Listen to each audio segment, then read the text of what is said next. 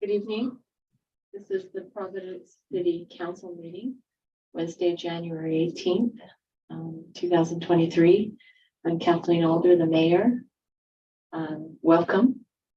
Nice to see you in the gallery out there. We have with us tonight Jeff Nebeker and Janelle Seeley, Carrie Kirk, and Josh Paulson, and we have Brent Speth on the video. As you can see, he decided to go skating on ice, unassisted, right? Too old for that.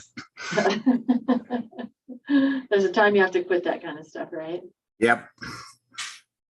So we have 100%. I will lead us in the Pledge of Allegiance if you'll all stand. I pledge allegiance to the flag of the United States of America.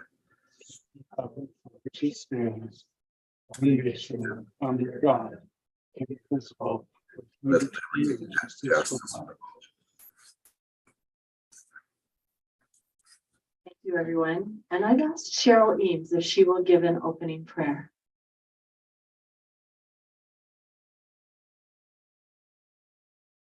Our Father in heaven, one of the many things for which we are grateful is the privilege we have of standing and pledging allegiance to our flag. There are so many things for which we are grateful. For the snow, for those men and maybe women who keep our roads safe.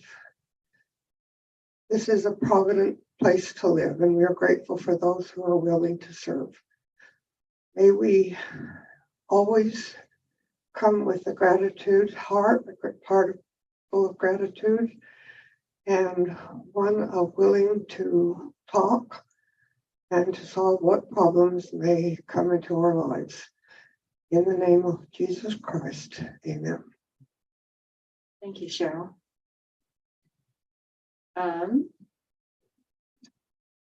We now will go to the council reports.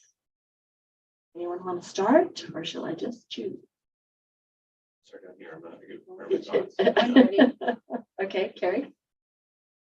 Okay, just by way of report, I met with the state park committee and excited to talk about that today. The Easter egg hunt date is set for Saturday, April 8th, and the youth council will be heading that up.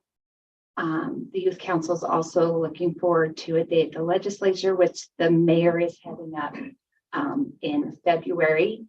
And then I have been giving a lot of thought to my goals for this year, and I assume at some point we'll have a goals discussion.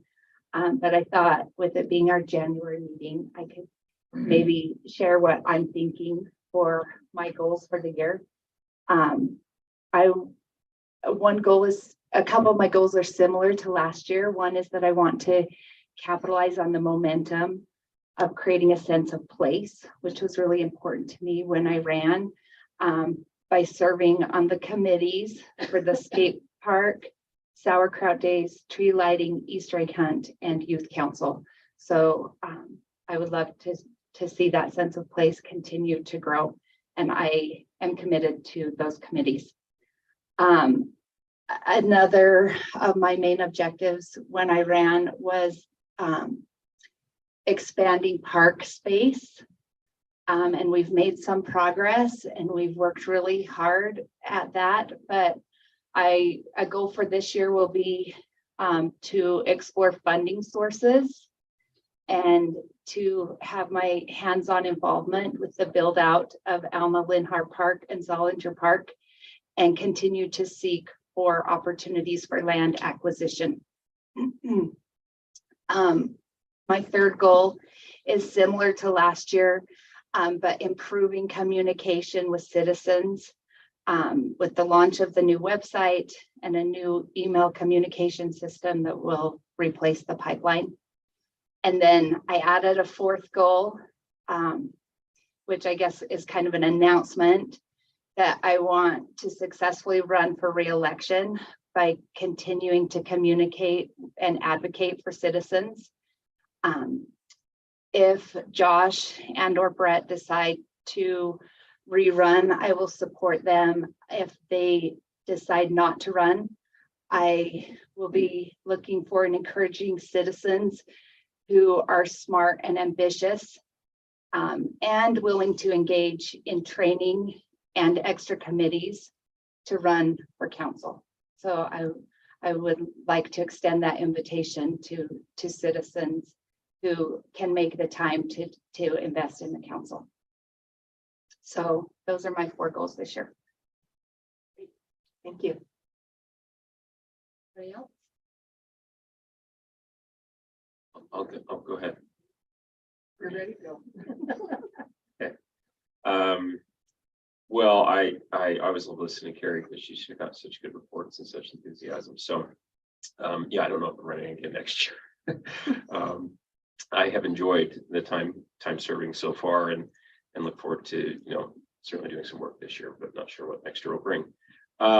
Council report. Some things I want to point out. I had a call with Stacy Frisk from Cache Valley Humane Society. I know she's been on her email before, kind of worried about contracted services for animal control. She and I are going to meet next week and just explore that a little bit more, just under her understanding. I also talked to her. I had the neat opportunity of, if anyone hasn't done this, they have the Best Friends Animal Society or Sanctuary down in Kanab, Utah. It's one of the coolest things I've seen. I spent about 5 hours down there, and it inspired me to call her and check with Ryan to see if next year we might host an event that's like Strut Your Mutt that they have in Salt Lake City. And so that's kind of on my personal little passion list for next year. I think it'd be a nice community event for the Valley to bring people in, would raise awareness about licensing of animals and care for them, and also the services. We might add that to the sauerkraut days. Sauerkraut days, yeah, it could be coupled with that for sure. But Stacy was really interested in doing it, and because of their facility, they just don't quite. The space is not really conducive for a really great event like it would be, if we did something here in Providence. So more to come on that. I'll continue to explore that. I just planted that seed in Ryan's mind the other day, and he didn't immediately reject it. So and then you saw that we got an email from Darcy regarding just above Janelle, the trail on along the deer fence trail, and so I will bring that up and make sure that it gets covered at the Cache Valley Trails Committee and find out where that is in terms of prioritization. But it's recently come up because we've had a couple of citizens who live in that area have come to council meeting and said, hey, what's going on with that? So And we know we have a new trails person in Cache Valley. yeah, he's about two months in. Yes. So but I'll take that and report on that and see what that looks like. If we could get the resources, it would be nice to do that, in 2023. I think that would be good. And one that I was not able to complete last year, but I still would like to get that extra deer fence access point year round at the corner of Prop Canyon. So maybe it would just be good to kind of deal with all those things at once. So that's my hope to talk about that. I'm certainly following legislative business like everybody else is.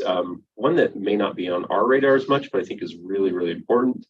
And I know about this because I serve on the board for the Wasatch Mountain Institute, is hopefully people are just familiar with how precarious the situation is with the Great Salt Lake right now, and losing that resource, and how that will affect future water years in terms of snow accumulation and the Salt Lake economy. So it's a huge issue this year, and I think we ought to care about it as Cache Valley residents too. There's a number of groups that hold regular vigils and things down at the Great Salt Lake to kind of raise awareness to that. And I think we need to watch and really support that issue, because it's it's actually really, really critical to our state economically and environmentally. So just hope we all continue to kind of watch that and do our part and think creatively, because there's kind of a limited window here where we really might be able to affect change with that for our generation and future generations. So that's my report.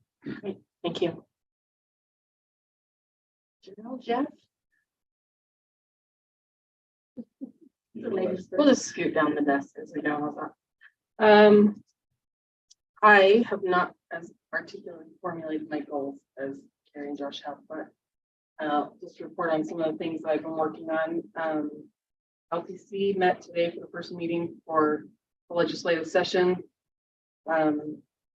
So as the voting member for the council, I attend all of those meetings. So if I could get an updated list of all of the bill categories that each person has, if I hear of anything that's specific to your council assignments, I'll pass it. Did you go to the URC meeting today? I didn't watch that today. I L- couldn't go. LPC? The LPC meeting. I did. You went. I did not. I was on an airplane. And then Blacksmith Fork Irrigation Company. We are going to try and get some things finalized. I visited some of the board today. Had a lot of changes with the board, so a lot of people have been concerned that the notices have not come out, or they missed them. They have not missed them. And they will be coming out, and we're have a tentative annual meeting scheduled for the 13th of February that you should be getting mail for that sooner than later. If you have Blacksmith Fork Yeah, water Blacksmith shares. Fork water shares, yeah. Our Healthy City designation, we have a draft of our application, and we should have that in and submitted probably in the next 2 or 3 weeks. I've also been helping with the state park committee. And next week I get to go and be on a panel at the high school for local government, so that should be fun. I'll see you there. Yeah. Yeah. Last call today. You want to do it? I am just going to respond to Cheryl Eames' question because I don't feel like my response was very well thought out. Which is one of my Maybe you can goals. I clarify. would like to, Jeff? Jeff? yes, I will. That's one of my goals this year, actually, to not be interrupted and deliver and communicate my thoughts and ideas a little bit better this year than I have this past year. And so anyway, that's one of my goals. Sometimes I lose my train of thought when I get distracted, sorry. But Cheryl mentioned what we thought about public hearings and what the people say when they come to these meetings and they, tell us what they think and they share their opinions. And I mentioned, sometimes I thought that they're a little one-sided. You have a group coming here, and I have a couple of examples from the past year, but I don't want to go through the details of those examples. One had to do with high density. Another one had to do with our city council wages, and the public commented, and I have them all written down here, and I could go through them and what they said. And it was very one-sided. When I think about it, I'm asking myself the question, did anyone show up to the meeting and say, I think that single family high is a great idea, let's do that? So it was very one-sided. Sometimes I think that maybe that one-sided group that's here commenting to us, maybe they actually do represent 81% of the citizens out there. So I just want you to know I put a lot of value, maybe 81% of the value, on the people that show up here to these meetings, the public, and let us know what they think.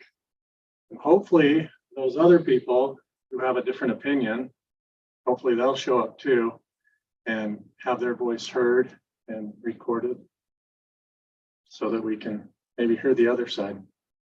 So I put a lot of value on that. I thought about goals this year.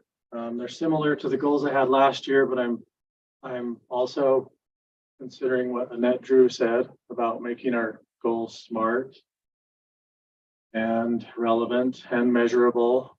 And I think a lot of my goals were kind of personal. This was my first year, and maybe they're not so measurable to you, but I can measure them in my mind. So I will try and come up with some better measurable goals this year that have to do with the committees I've been assigned to. But I guess we'll get into that maybe later, maybe not. But that's all I have to report. Thank you. And mosquito abatement is not meeting. What's that? Mosquito abatement is not meeting. They still meet every month, so I'm getting ready to go to that next meeting, and I have thoughts about mosquito abatement too, but we'll save that for mosquito time. Okay, Brent? Okay, well, I've got a few things to report on. I want to talk about emergency preparedness. As you're aware, in the Benson area, we had 13 or 14 earthquakes. And, you know, that could have been the big one, but they weren't. And so that gives everybody a little bit of flutter in their tummies. The other thing is we've got some pretty hefty winter weather. It's great for the water supply, but we could be looking at some flooding come spring, basements or whatnot. So people need to be paying attention to window wells and problems around their home, things that they can do to take care of their own emergencies. We are still in the distribution of the emergency brochures, and the 3 entities are still working on getting them out. So that's still underway. We're talking about getting emergency preparedness on our website, and we're doing some of that. And then Ryan has met with a group of ham operators, and that will be our emergency operations ham operators. I'd like to announce that there is CERT training. It'll be both in the spring and the fall. And this spring's CERT training will begin March 7th. It'll be Tuesday and Thursday nights, 6:30 to 9:30. The contact person is Dave Fawcett. His number is 435-535-0571. A background check is required before you can take the class. He has the paperwork, and you need to get with him for details to get your background check. So this is important. If you want to take this training, get with him early. There's also, go ahead. Can you send that in an email, and that's Yep, I will. something I you will. guys put in the newsletter? He has sent some of that, and we have put some of it on our website, so Okay. we can get that for your newsletter. Right. It's mostly to bring people up to speed that are listening. So there's another training going on. It's called Rapid Neighborhood Damage Assessment Training. This is standardization with other regional counties. That will be February 1st, 6:30 p.m. at the North Logan Professional Building. Another training that's going on is Family, Health, and Safety. It's on the 4th Wednesday of every month at 7 p.m. And January will be power outages, February will be earthquake preparedness, and March will be CPR training, but it will not be certification. Okay, then the state shakeout day is scheduled for April 20th.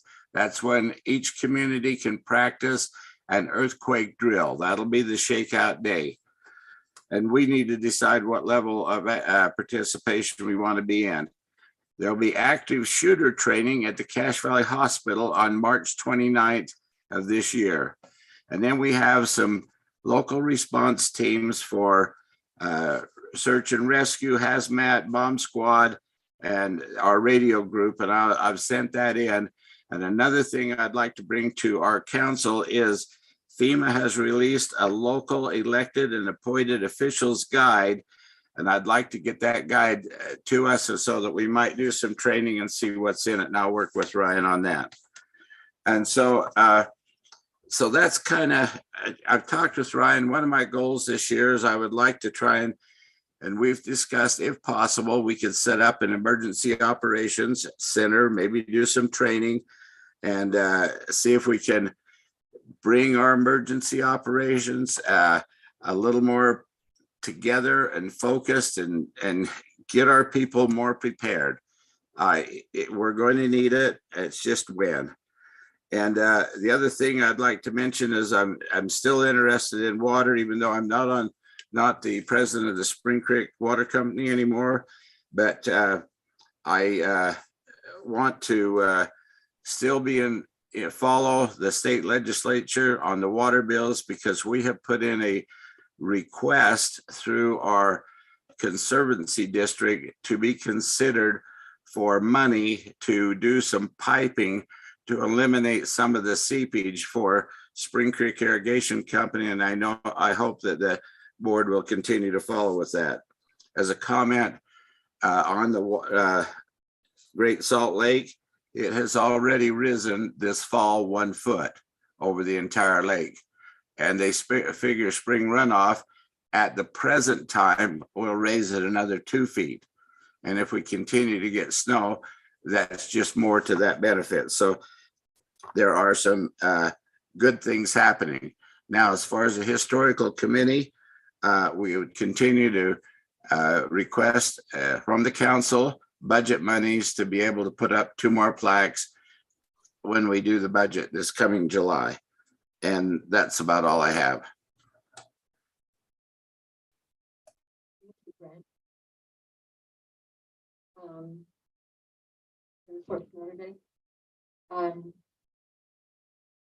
On my report, there are a couple of things that I would like to talk about.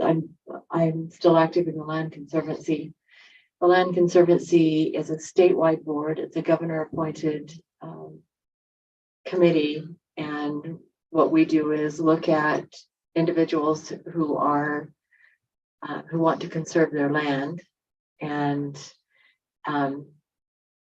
it's done across the state. But for those of you that don't know, there are a lot of places in Cache Valley that have taken advantage of this program and have conserved their lands, which means that the development rights are bought by this fund.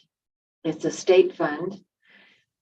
Last year was the first year that the legislature allocated money for a permanent staff to, of course, nothing's permanent, but for a staff to be able to run this. It's the Lee Ray McAllister Fund.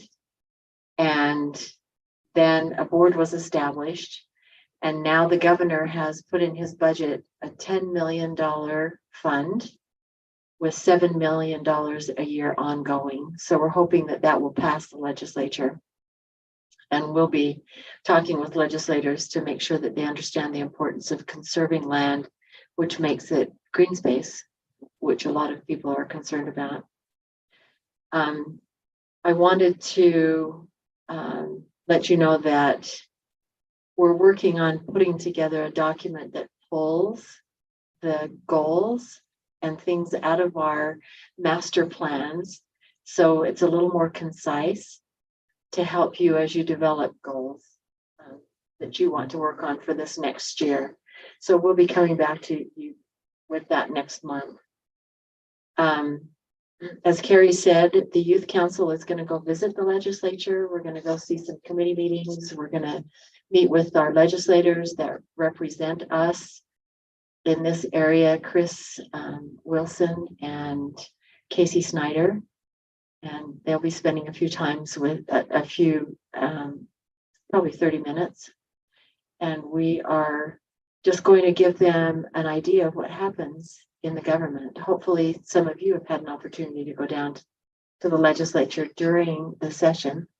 Parking is terrible, but it's worth finding a parking spot to go and watch what goes on at our legislature. It's interesting, and we're so lucky to have citizen legislators who are willing to spend their time to make sure that we live in a great state. One other thing that I wanted to remind the council of is recently Smithfield had a problem with flooding. There were some people who got flooded with sewer water, and council members went out to meet with them and said, "Oh, you're right, that's our fault." And they really didn't have authority to say that. And so I just want to remind the council that we need to make sure that the officials that need to take care of that are taking care of it, and that we don't promise people things that can't happen. The city of Smithfield is insured, as we are, but the kind of flooding that took place was considered outside of what the insurance company will cover. No insurance company would have covered that. But yet council members were out there promising things to them that really weren't going to happen. So it created some issues. Just a reminder that when it comes to that kind of thing, maybe not promising people things is a good idea.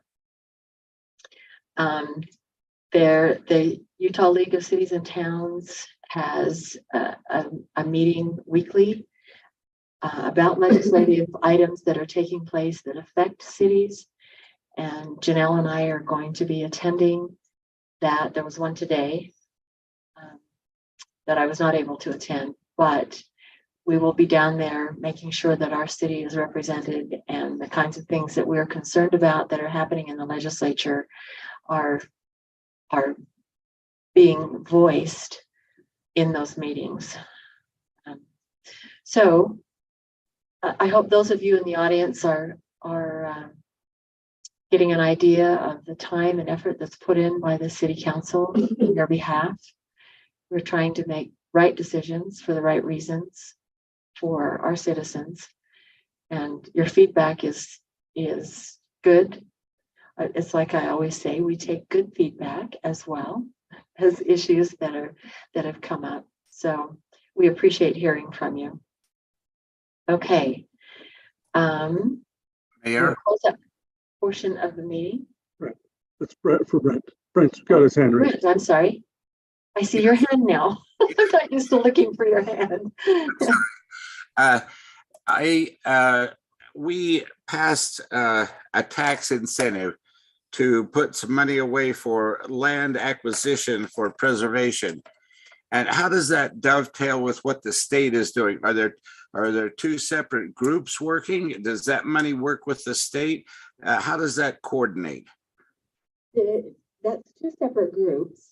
However, because the Land Conservancy has been established, it's run out of the Utah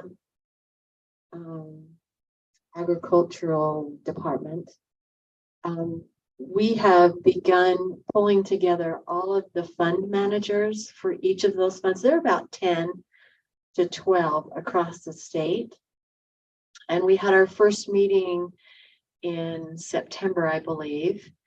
And we're going to collaborate with them so that we can make sure that we all know what the other person is doing and where they're conserving land, so that as we look at conserving land for the Lee Ray McAllister Fund, we're collaborating with them to make sure it makes sense. And sometimes we share funds because some of those funds are matched funds. Some of them are federal dollars, some are state dollars, some are local dollars. Okay, thank you. You're welcome. Okay, so we'll close that portion on council reports, and I will ask for a vote on approval of the minutes. I'll move that we approve the minutes from Wednesday, December 21st. Okay, Second. we have a motion and a second.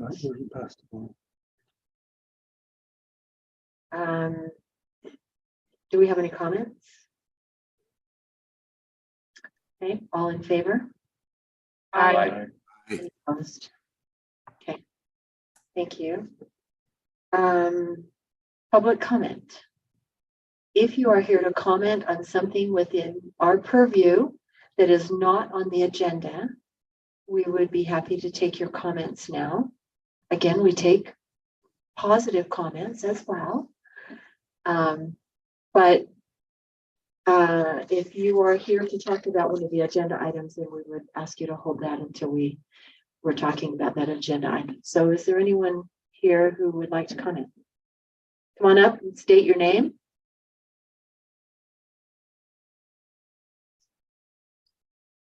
council members and Mayor Alder. First of all, thank you for this brief time for us to be able to come and talk to you and also for your service. My name is Doug Fulmer and this is Mason Widdowson. I represent the iHelp Foundation. I know that that's nothing that you are familiar with and that's why I'm here this evening. And Mason is an associate of working with us on a project. We are located in the building right across the street from you here. The iHelp Foundation has been in existence since 2003. And more recently, it's kind of changed from a hobby to a full-time venture. We do many things across the world and also locally. Tomorrow night, on the third Thursday of every month, we host a refugee clinic where we provide free medical care to refugees and local people that we've partnered with. If you're familiar with CRIC, which is a cash refugee and immigrant group, and also CAPSA. We've partnered with Living Dream Medical Group, which is across the street, and they provide the venue. We provide the free medical care. And we've had people from Ukraine, Afghanistan, Mexico, and other countries. We also facilitate humanitarian work, medical, and other vocational training and education around the globe. We meet for Liberia next week. We focus on Guatemala and Uganda. Locally here, we believe very much in education. Shout out to Brent and your emergency preparations and the things that you have going on there. We've just completed our second EMT class, and we also like to do and get involved in the community, and that's kind of why we're here, is to one, just let you know who we are. You're invited to come to that refugee clinic at any time on Thursdays at 5 until 10.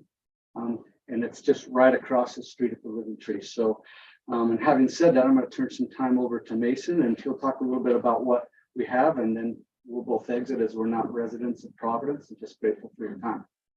Let me just ask you, how do you reach out to immigrants? How do they know to come there? We work closely with the Cash Refugee Immigration Group. They have the people that come here. There are host families that agree to bring them here, like the Ukrainians that are kind of here on an agreement with the U.S. government that they can stay here until maybe things stabilize in their country. And then they're invited to come and meet with us and meet with providers, doctors, nurse practitioners, nurses. They're able to gather, almost everything that you would get in an emergency room at this urgent care. But if they have something that's significant, then we refer them to the hospital. But we work with them for that. Same thing with CAPSA. It's been so extremely well received that we're almost moving to a second day in the month. Are you a doctor? I'm not. I just recently retired as operations chief for Logan Fire Department. I've been there 26 years. So I'm a paramedic. Did you happen to bring any business card or anything? I have to leave with business us? cards, and we Okay, have a super. couple of things that we'll leave you. Super, thank you. It's kind of like, we don't want to market, but we also want you to know what we're doing in your community. It's a service to our citizens. Yeah, exactly. And so with that, we're going to just kind of share a little bit of what we have on our docket. Yeah, my name's Mason. I'm helping to direct a project that we are pretty excited about. We've been working with Scarlett on a potential 5K race we want to host here in April. April 29th is our projected date. And we just wanted to share with you guys why we're excited about it. Every year, like you mentioned, we do humanitarian service, and some of those things include trips to Guatemala, Uganda, and Liberia to provide medical clinics to people there without the resources they need. And so we believe that one wonderful way to raise money could be a 5K that gets the community out there. And we're super excited because we have this idea to host this race, but it's becoming a lot larger than we expected. We've had so much support from Utah State students who want to get involved volunteering to help run the race, help things go smoothly. We've had so far many businesses jump on the idea. They want to help support us financially as well as volunteers. And we just think this is a great opportunity to get the Providence community out together to be active and have fun together, as well as raise money for a good cause. Did you say April 29th? Yeah, it's our projected date. I will throw out there that one thing that I feel really good about is that the start of the race would be framed by your city building and our building as well. And so we're hopeful to be able to make a good relationship and that you walk away having said that I helped put on a good event and you don't leave a sour taste in your mouth, and that it's something that will happen from year to year annually and is recognized by your community and they come out and support it. Is the 5K all in Providence?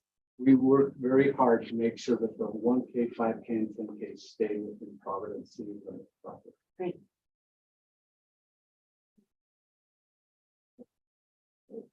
All right, well, thank you very much for your time and Thank you for coming. I'll leave you these and feel free to reach out and contact me.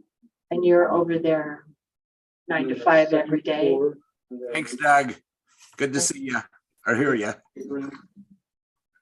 Sign me up for the race. All right. Yeah. Pass out donuts. Thank you. Being the runners we are, right? Okay, any other comments? Scarlett, do we have any? Oh, you have.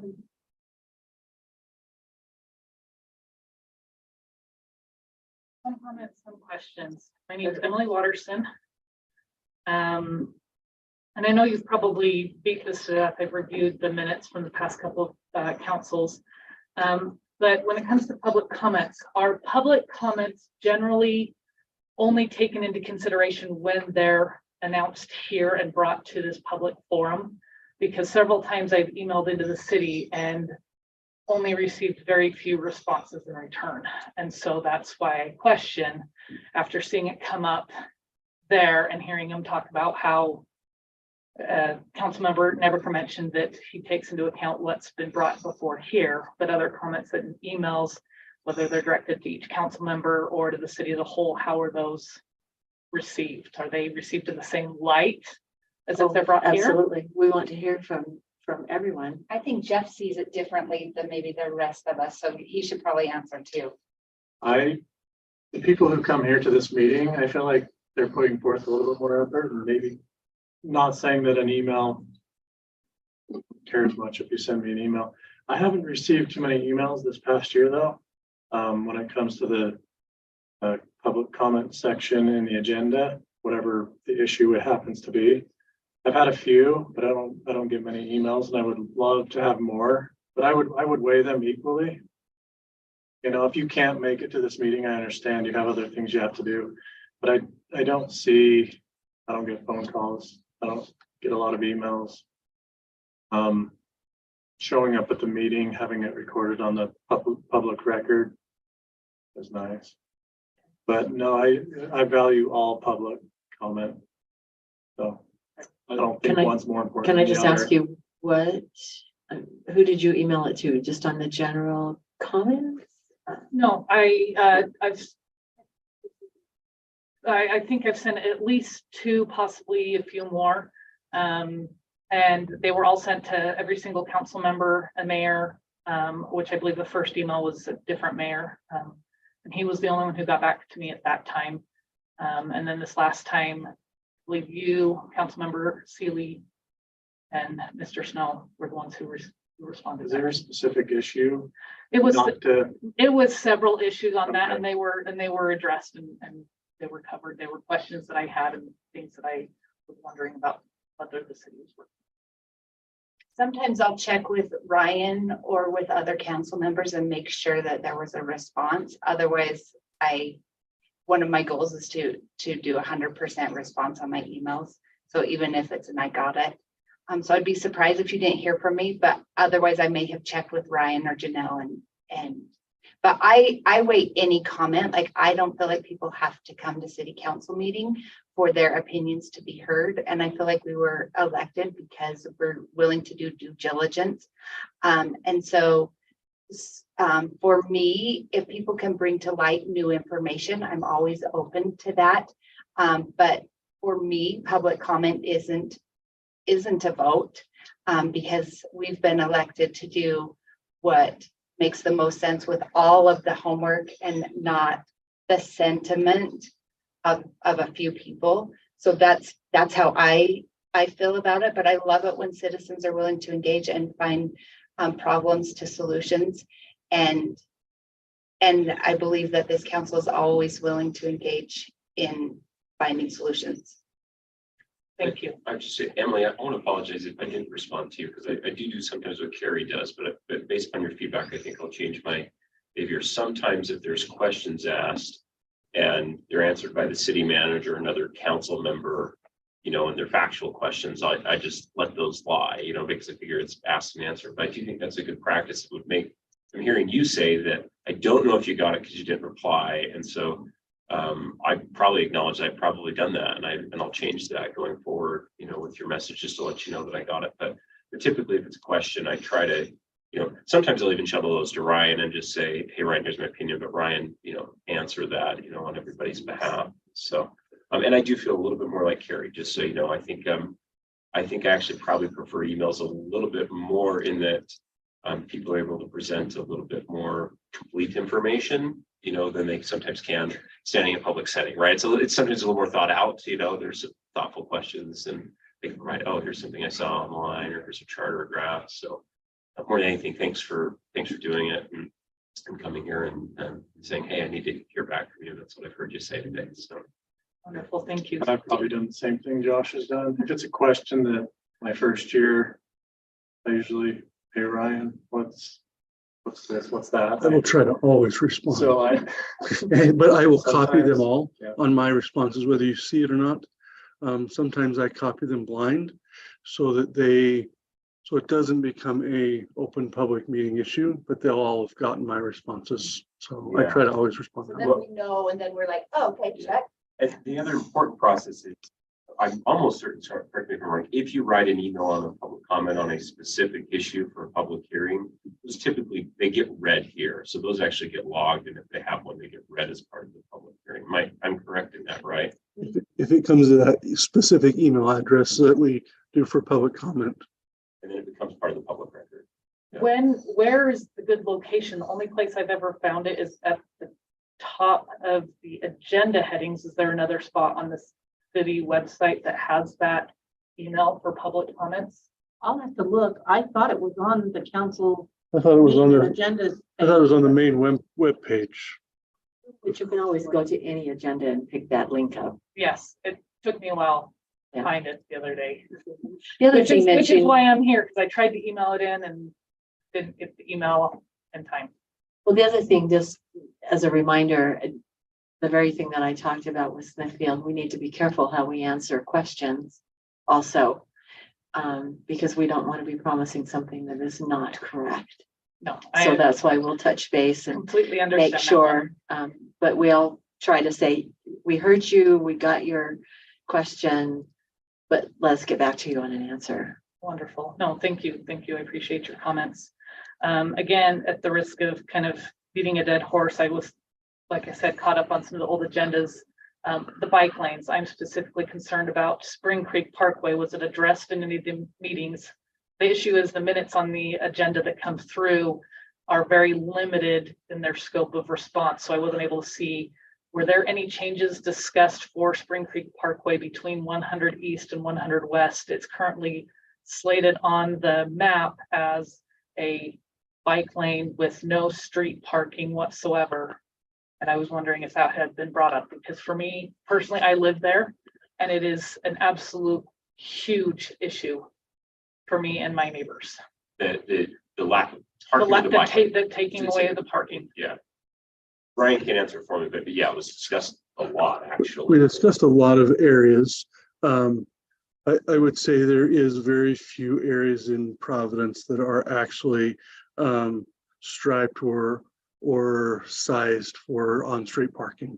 I think we talked, one of the things that were brought up, although they may come and would have that, we did talk about other areas. That one does still have, so keep in mind, this is striping, so it won't, so when we talk about on-street parking, we're talking about First North, we're by the Spring Creek Middle School, that has striped on-street parking. The rest of town, we have very few that are striped on-street parking. It just, we don't have wide enough roads for on-street parking. If you're parking on the street, then you've created a sharrow because at some point the width, even on Spring Creek Parkway, if you park on one side, your neighbor parks across the street, a fire truck is barely able to get through that. And we just can't. Well, and that's kind of where my concern is right now, those houses are few of the houses here that do not have lot sizes capable for them to add a third car garage or a side carport parking. And even the houses up in Vineyard were able to get lot sizes that way. And I know that's not in any of your control, but to take away street parking after being told over and over again that this is a family community where I don't have any family in the valley. So if they come to visit and you've now marked my curb as red, no street parking, just so that we can put in a bike lane that's used 3 times a day, I now cannot have family visit unless they park over in Vineyards parking or around the corner at my neighbor's house to come visit me and spend a Sunday dinner. So that's where my concern comes in. So that's why I'm wondering, I don't know if somebody could. We didn't get any other comments from that neighborhood on the issue when we opened it up for both comment and for public hearing. There were some that talked about the Spring Creek Parkway on the north. We can take that and look at it back in the design or in the construction side because we haven't obviously constructed yet. And everything is a work in progress. Because I put that same comment in when I submitted my comment, and my husband did as well. Okay. I'll have to look at that area. Okay. But then that's why I said I didn't see it. I wasn't notified that there was the public hearing concerning the park bike lanes in front of my house. And I wasn't able to make it, which is why I spent the time the past couple hours this last week trying to catch up on old city council meetings. Which leads me, is there a way that we can make it other than me running to the website, randomly checking to find out what items are on the agendas? Is there, I know you've changed recently and started adding, these are the items that were approved and would put out a quick blurb either in the newsletter or as a Facebook post. Is there any way we could add something like that? These are the items coming up on agenda. I know huge public hearing items must be notified legally. Yeah, the state, all agenda are published to the state public meeting notice website. And if you'd like, that would be where I'd sign up so you could see the agendas as they're coming. That's the quickest and best way to see them as they come. So she could put her email in there and they would generate an email to her. yes, in that on that state site. Yes, so on that state site. right. Okay. And if you have questions. Right. Yeah, it's hard for me to even make these meetings. I left my kid, my 13-year-old babysitting my kids so that I could come make this because I couldn't find the email, but I felt these were issues that I had to bring up. Like I said, I'm very passionate about the street parking in front of my house. And I know during daytime hours and during summer park hours, our street has a lot of parking because of the small lot sizes that are found there in the Brookside area. Do you know what? You can also call. I mean, our numbers are all on there. My cell phone number's on there. So if you have an issue, please call because we'll respond. Appreciate that. Thank you. Thanks. My last item, it came up on the newsletter. The fiber network map that's shown online shows that Zone 4 is slated for work May of 2000 this year through October of this year. However, when you got to the newsletter, I clicked on the link and it shows that Zone 4 for the fiber optic network is not a considered project this year. And I'm wondering what happened to that. It's a considered project. If it wasn't on there, that was just a skip. It's a considered project for the time being. So if it wasn't on the list, it is considered project. I apologize if it was not on the map.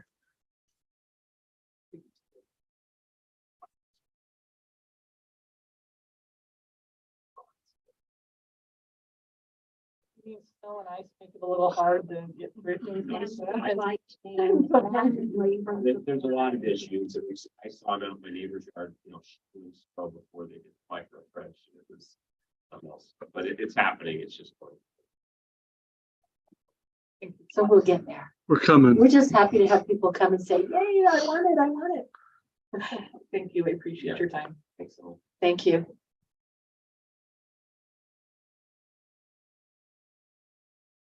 Okay, any other comments? Do we have anything online? Okay, great. We'll close that portion of the meeting. We don't have any public hearings and no resolutions and ordinances. The next item is number 2, Providence City Skate Park RFP evaluation. Providence City Council will review, discuss, and may take action on the skate park RFP evaluation. So we sent out an RFP. We got back 3 individual companies who responded to that RFP. And Ryan, I'll turn that over to you to. I will Tell us speak about- just a little, but we have 2 council members that have served on that, and mayor's checked in regularly. We had 3. We appreciated them. It is always good to get more than one. And we evaluated them. We had a list of evaluations. We have a committee that's set up, kind of an open committee. It's not, we haven't closed, and anybody that's really active and still wants to help, I think we would welcome them. We have some of our committee here, which I appreciate. Thank you for coming. We're excited. I think, I think the formation of it, we do listen to the public a lot. We get a lot of feedback. If you'll remember, a few years ago, we were going through a park trail and recreation master plan. The trails were brought up there, the bike lanes were brought up, and a skate park by somebody here in the room. We appreciate some of that effort, and brought that up and said, hey, this is what we'd like, and it takes time. And sitting down with them, we talked about it and said, it takes time, but give us time and things will work. And I hope that they have, and I hope that you can see that process. But we've gotten to the point that now we're ready. If the council is to select of one of these, they're all good qualified candidates. There's Evergreen, Grind, Line, and Hunger. They have, some of them have done work here in the area before. Grind Line did Smith-Phillips, and Hunger did Hiram's, and so they've both operated here in Cache Valley. All of them have a great proposal, and as we evaluated, I'd give our committee evaluation to Janelle. She was through there and quite a trooper to go through all of that. And although I have confessed, and I will continue to confess, I'm gaining a love for skating, but I didn't love that before I got old. And so I don't skate, and I confess it, but maybe if I had learned to skate when I was younger, maybe I could still do it, but I got old first, so it's my mistake. Janelle? I got old before I learned to skate too, but maybe old people can learn new tricks. Maybe they'll teach you stuff.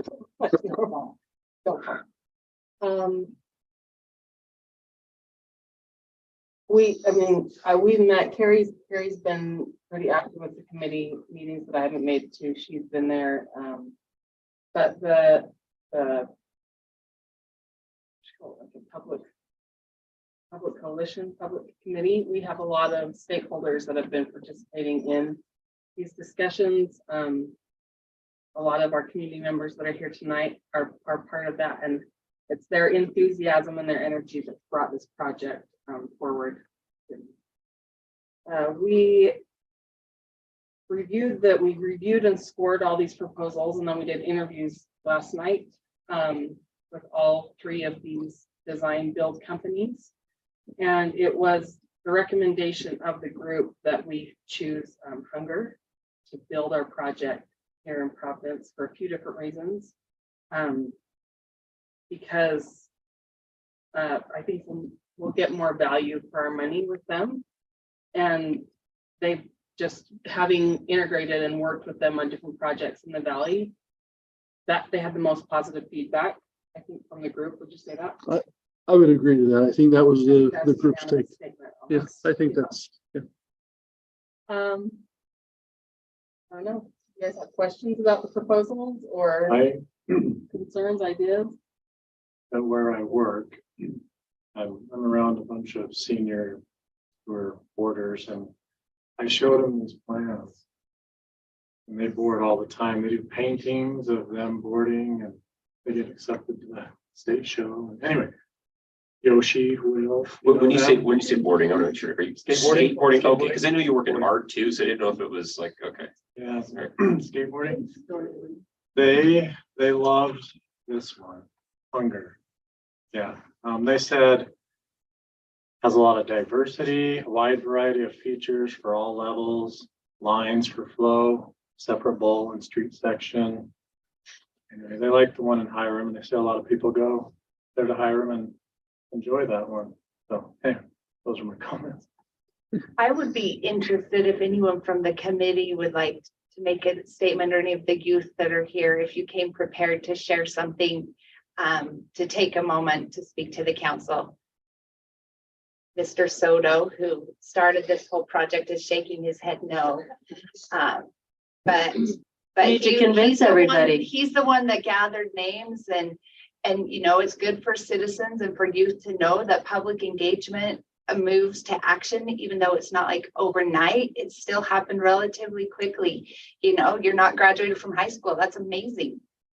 And it's because you chose to gather names. And so, you know, if Shay or Amy or anyone wants to share something, I think that's appropriate. I just want to share the, Share your name. Oh, my name is Amy Soto. I'm Abram's mom. And I just wanted to share that I think we've gotten just on the Instagram pages or page alone for the Providence Skate Park, we've gotten some really good feedback for design ideas from some of the people that board throughout the valley that will be able to share it through the design process. And what was fun about gathering the names was that we decided to go straight to the source and ask the kids if they wanted a skate park. And if you see if you were to see all the names, it's amazing what happened in just, I mean, it did not take long to get close to, it was 462 names. And it was, I mean, we saw everybody from old people to young people, but we had a lot of young people on there that wanted to see this happen. And so that was our main thing was, you know, we didn't feel like we'd be able to know if a skate park was going to be possible by asking adults and people that pay taxes.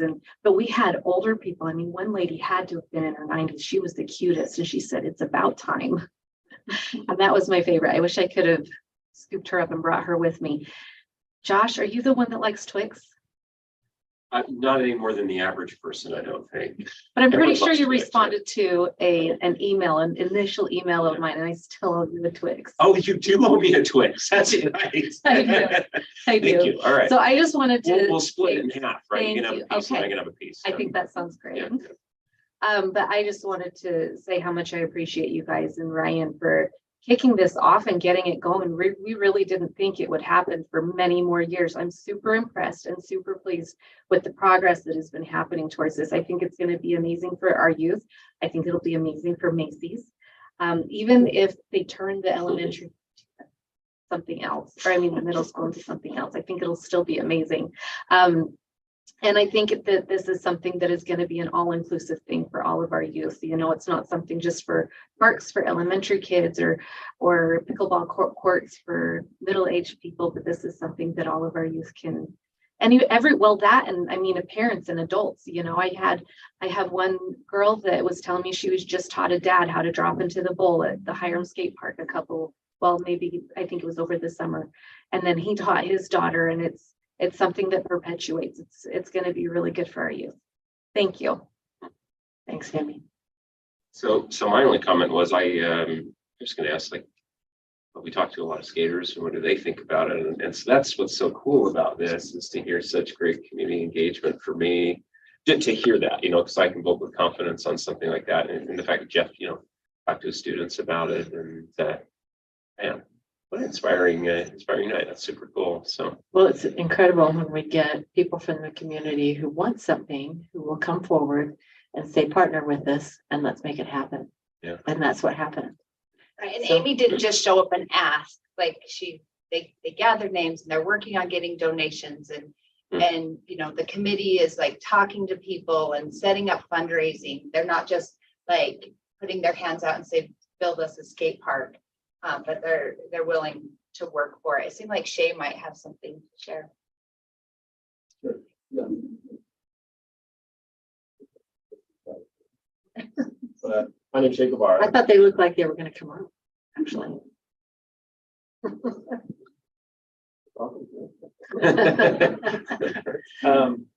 Yeah, so I've been helping out on the skate park committee. And so I guess maybe speaking to Joshua and Jeff, just, you know, have confidence that I think the committee is, well, I'll say it's a good committee. Like they've been very thorough in the names, the companies that we, you know, that, I mean, obviously the RFP goes out publicly, but you know, there's a number of companies that responded, and these are all great companies.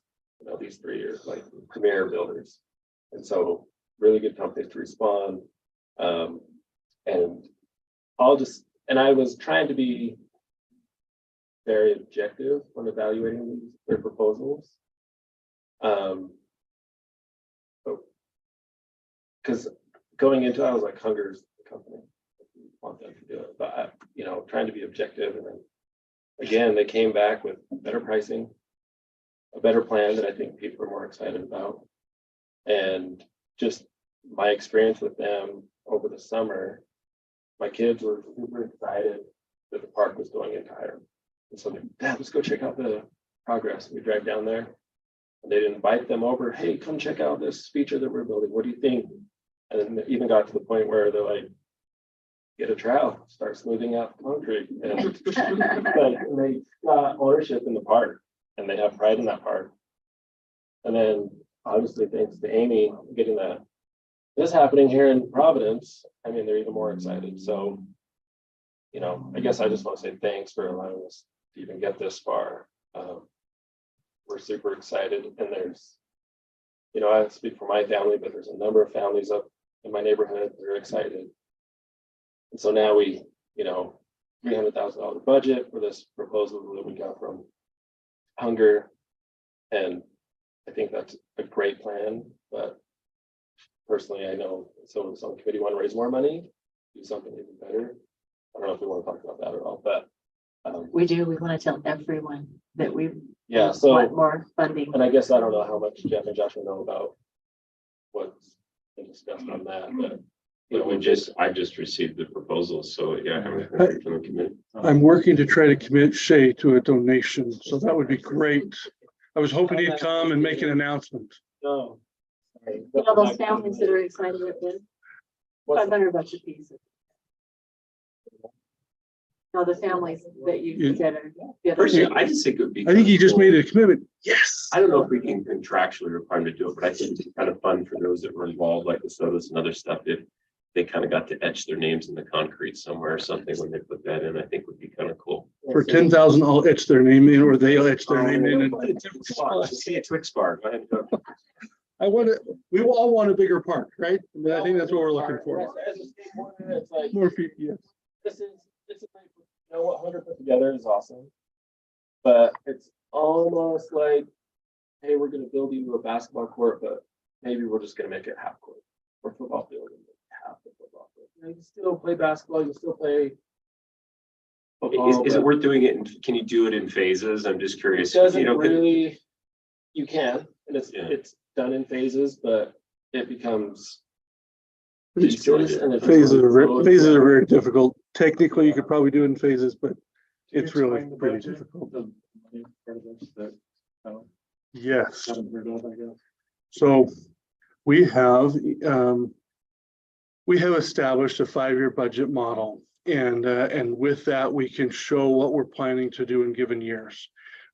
This project had design money set forth and budget money in this year, and so the design is in this year. The actual approval of the 300,000 from the council will occur technically in May or June. But at this point, we've approved it in the Park Trail and Recreation Master Plan. It's approved in the design. You've approved design money in the current fiscal year in expectation that 300,000 would be approved in the next. So we're in the design spot in expectation of that approval that's coming. And that's why we have those models so that we can plan accordingly and we can work towards this. The hope is, and as the group got together, the hope is that the city could take that 300,000 and commit to it, and then be able to get additional donations. Some domino has to start first. Something has to start that snowball, and that's kind of the start. But if you look at Hiram's was an $850,000 park. And so theirs was a lot more, but they got a lot of donation for that. So our hope is if we get that during the time from now, having a design build firm to the time we actually start construction post July 1st, that we could have a fundraising period. We have 2 grants that we're working on, and we're hoping to utilize that in order to add to the project, or at least help move the project along. So hopefully that helps in that. Does that answer your question? Yeah, when did Hiram start to complete theirs? They completed it this last, August, September, something like that. So they just finished. And theirs is a lot bigger. They had a lot more land.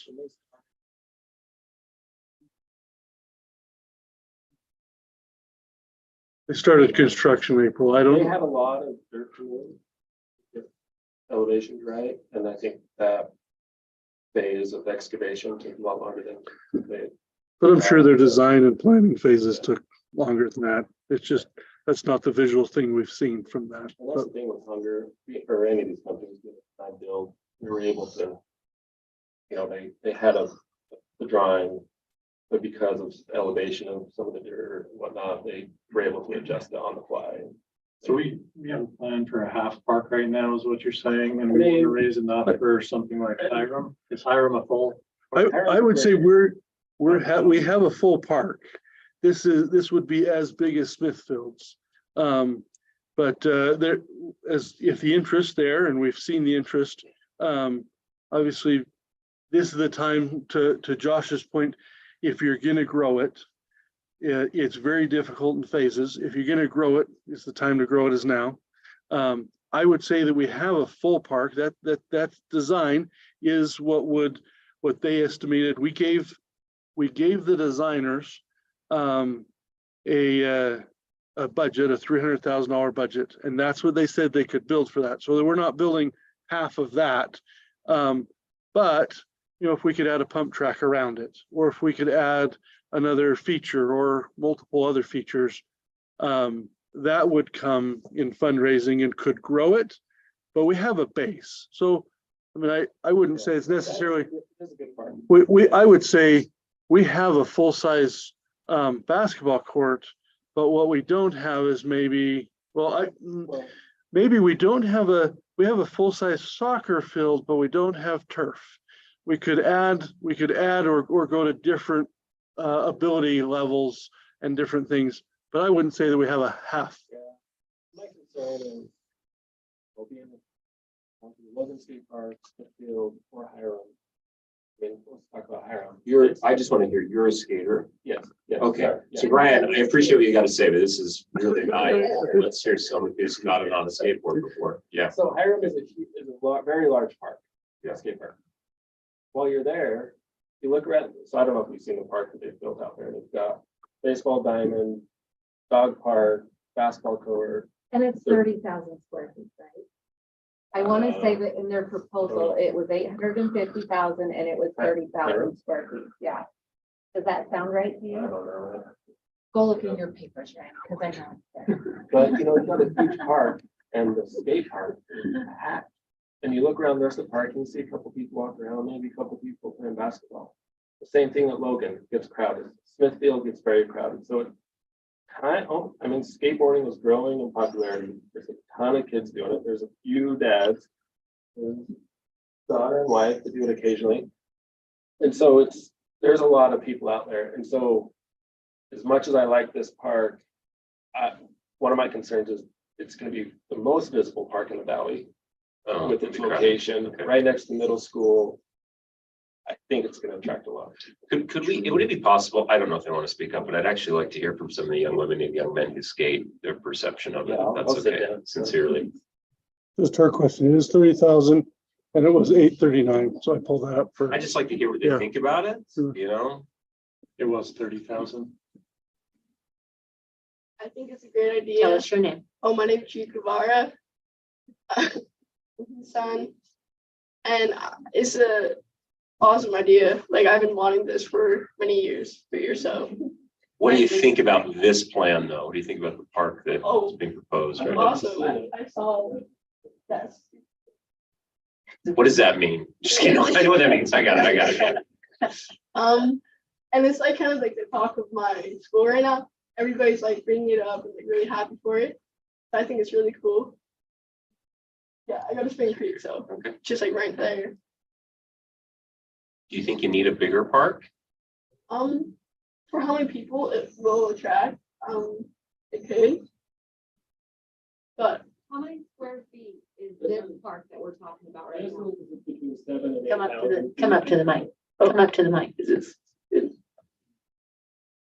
My question was, how many square feet is the plan we're looking at doing? So this park, I don't know if we got an Plus- exact They number. said, yeah, between 7,000 and 8,000 square feet. Yeah, Because those are both a little bit different. yeah. That's So option. these are between 7,000 and 8,000 square feet. Hiram is 30,000 square feet. Smithfield, I think is 6,000 square feet. I think Smithfield's around 11. I looked it up. Oh, I'm getting that. So space wise in the land that was available, we're aiming to And be 12, max at 15,000. Grand Line, Is that right? okay. Max 15,000. Grand Line, they proposed about a 4,000 square foot park for that 300,000. Evergreen was 6,000 square feet, that $300,000 budget. So this is substantially larger. So better value. So, but we only have space But- in that location for 12, up to 15. Up to 15. Most.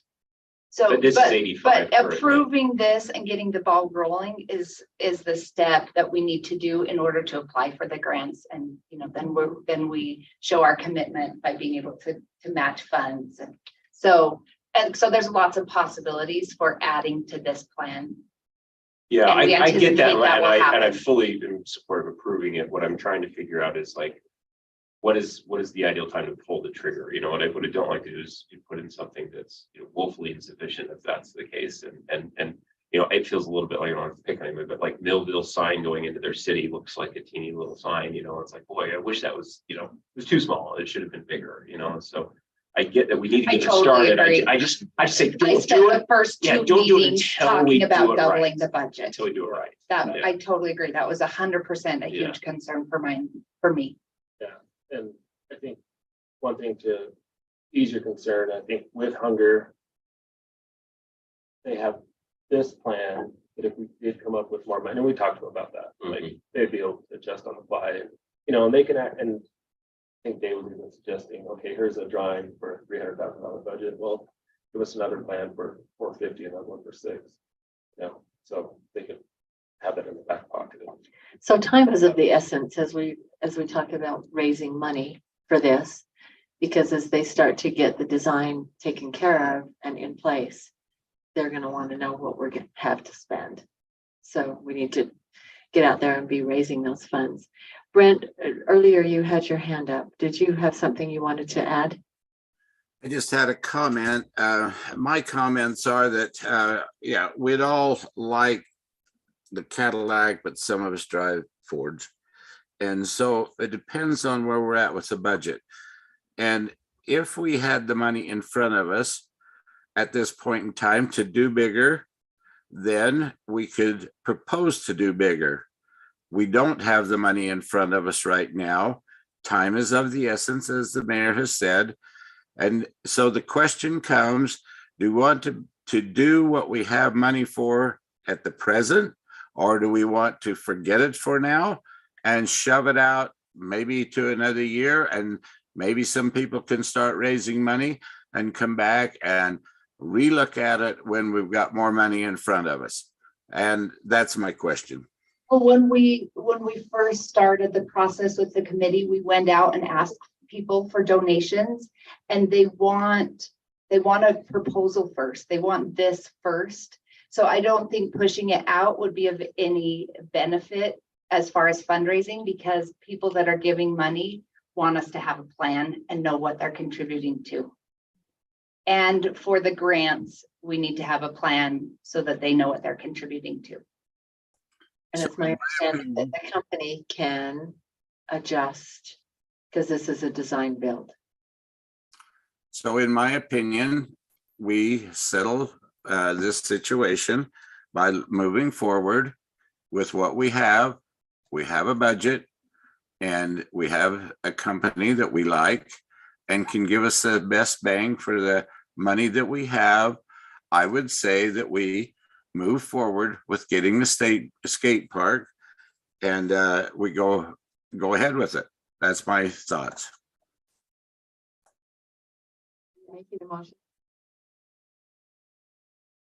Is that your motion, Brent? I will make that in a form of a motion. Can you hear me?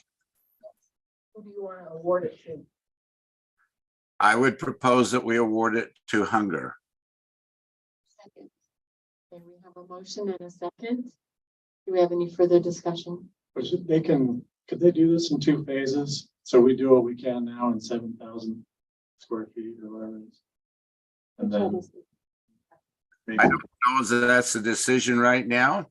That might be something to look into in the future. The decision and the motion before us is, do we go ahead with the budget we got with Hunger and move forward with it? So we have a motion. We have a second. No further discussion. All in favor?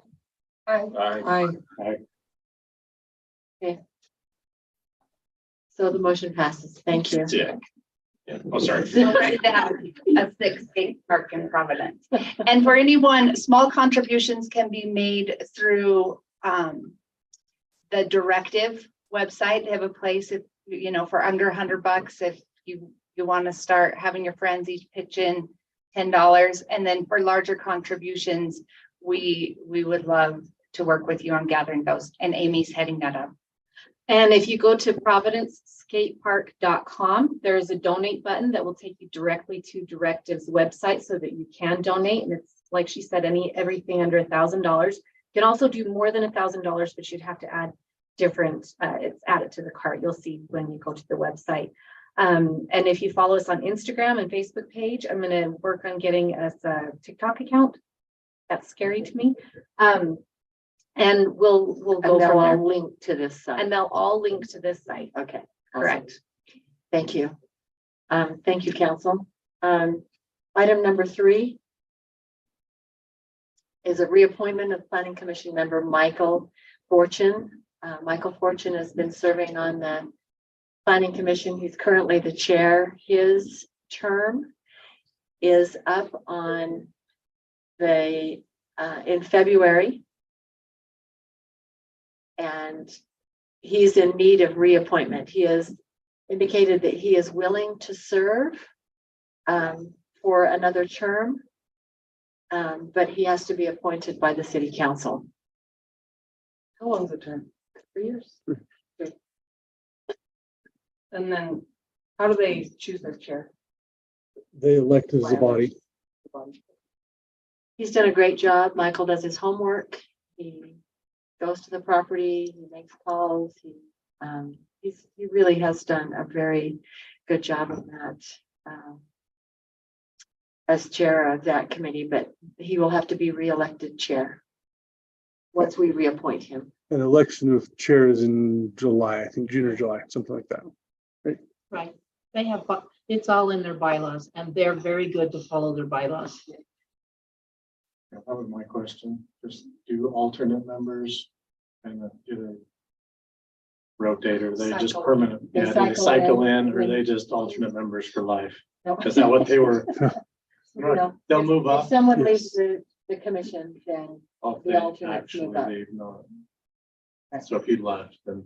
So Michael Yeah. wouldn't It become an doesn't change alternate. the status of the voting member. I think you're-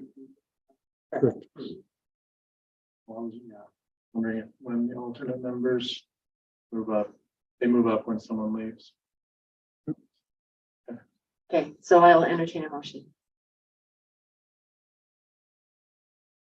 To reappoint. I'll make a motion, that we reappoint Michael Fortune to the planning commission For another term. for another term. Reappoint.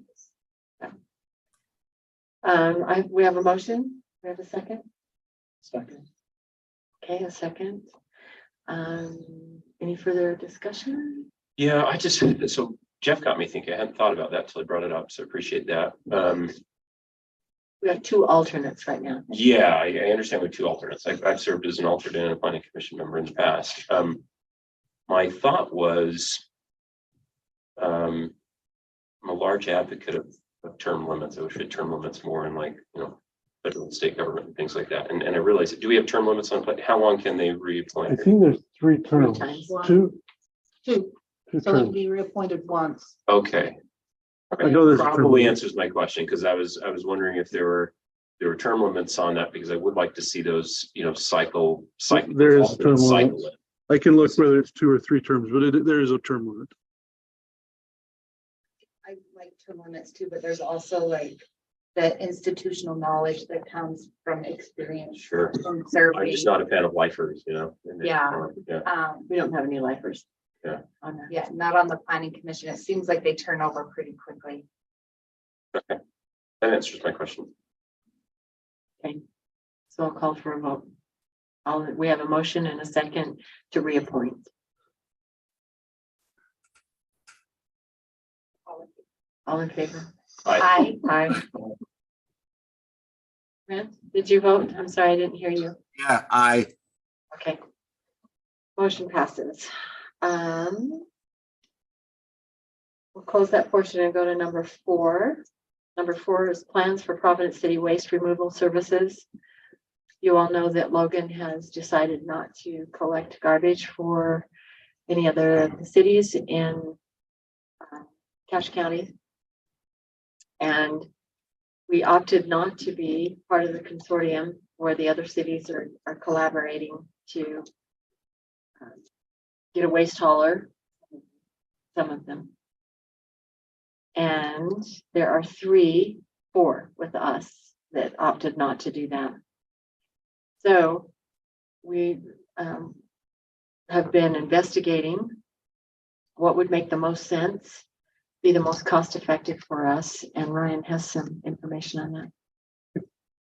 Either go on our own or to go with another hauler. And just for clarification, Mayor, there's no voting item on number 4 here, but is this within your purview as city manager with direction from the council just to do something? No, there's a voting on this, may take action, so it would be that Oh, it does. Okay. Sorry. we're actually hoping you might take Well, action. the reason it's somewhat difficult is because it says may take action, but we haven't necessarily, we're having a discussion rather than seeing a proposal like we have in the past, where we're like getting it here. Yeah. Yes, Does that make sense? That's yes. why it's a little different to me than other proposals that We we've haven't seen. seen another proposal. No, yet. well, I mean, I've sat in Ryan's office and talked with him about it, but, and I also wonder, like, is the information, like, be really good for the public to see the information in the plan? So I'm just hoping, I'm discouraged because there's only 2 people here. This is probably one of the most consequential things that we've done. I was in quite a hopeful while. the rest were here. So, yeah. But hey, you gotta appreciate the ones that are here, right? I mean, I think this is more consequential than any. Probably decision sewers we number made. 1. You but then 2 garbage is number represent 2. hundreds, Okay, thank not you. just yourself, right? So Ryan's got some figures. So- to show us. I can't read that. I'm gonna walk through it and try to maybe zoom in a little Do you bit. need to sit down front? That's like the timeout zone there. We could turn one of these, maybe this would be better. Let me walk through what it is. Maybe turn that one this way and that one, where's the council? Yeah, As you walk down. I want to give a little, I don't want to lose this width. You'll have to wave your hand to the left if you have questions. That's way too Brent. low. So yeah, Brent's going to be at a severe disadvantage with this. Sure, we can see you now. But you'll just have to wave your hand if you want to say something. I've been disadvantaged for quite a while. I'm not worried about it. So let me go down. It was not in the packet. That's true. I apologize. It wasn't in the packet. It's kind of so what we did receive a proposal. We went out to RFP. We did receive a proposal from ACE. The reason that this is a little different is because we only received one. So at that point, we generally would have gone through committee to kind of discuss, and then would have brought one of three to kind of look at. Because the options were really, do we do it on our own and buy trucks and do that, or do we go through a hauler? Those are the two kind of choices on the table. If there's other choices we can discuss. But at this point, what I'd like to do is just to go through and compare current fee to hauler, and kind of go through a comparison of current fees versus the hauler and where we'd be at. And then if we were on our own, kind of compare. That's a little different because then we have costs and they're not direct. They're not directly related because then we have trucks rather than just price per can. So at this point, ACE was the hauler. They do have a great reputation, but they are out of West Valley. They have proposed. We're currently charging a price with Logan's of $16.15 per can of a 90-gallon can and $13.90 for a 60-gallon can. ACE's price is $13.92, but it does not include the actual can, so we have to add a little bit here.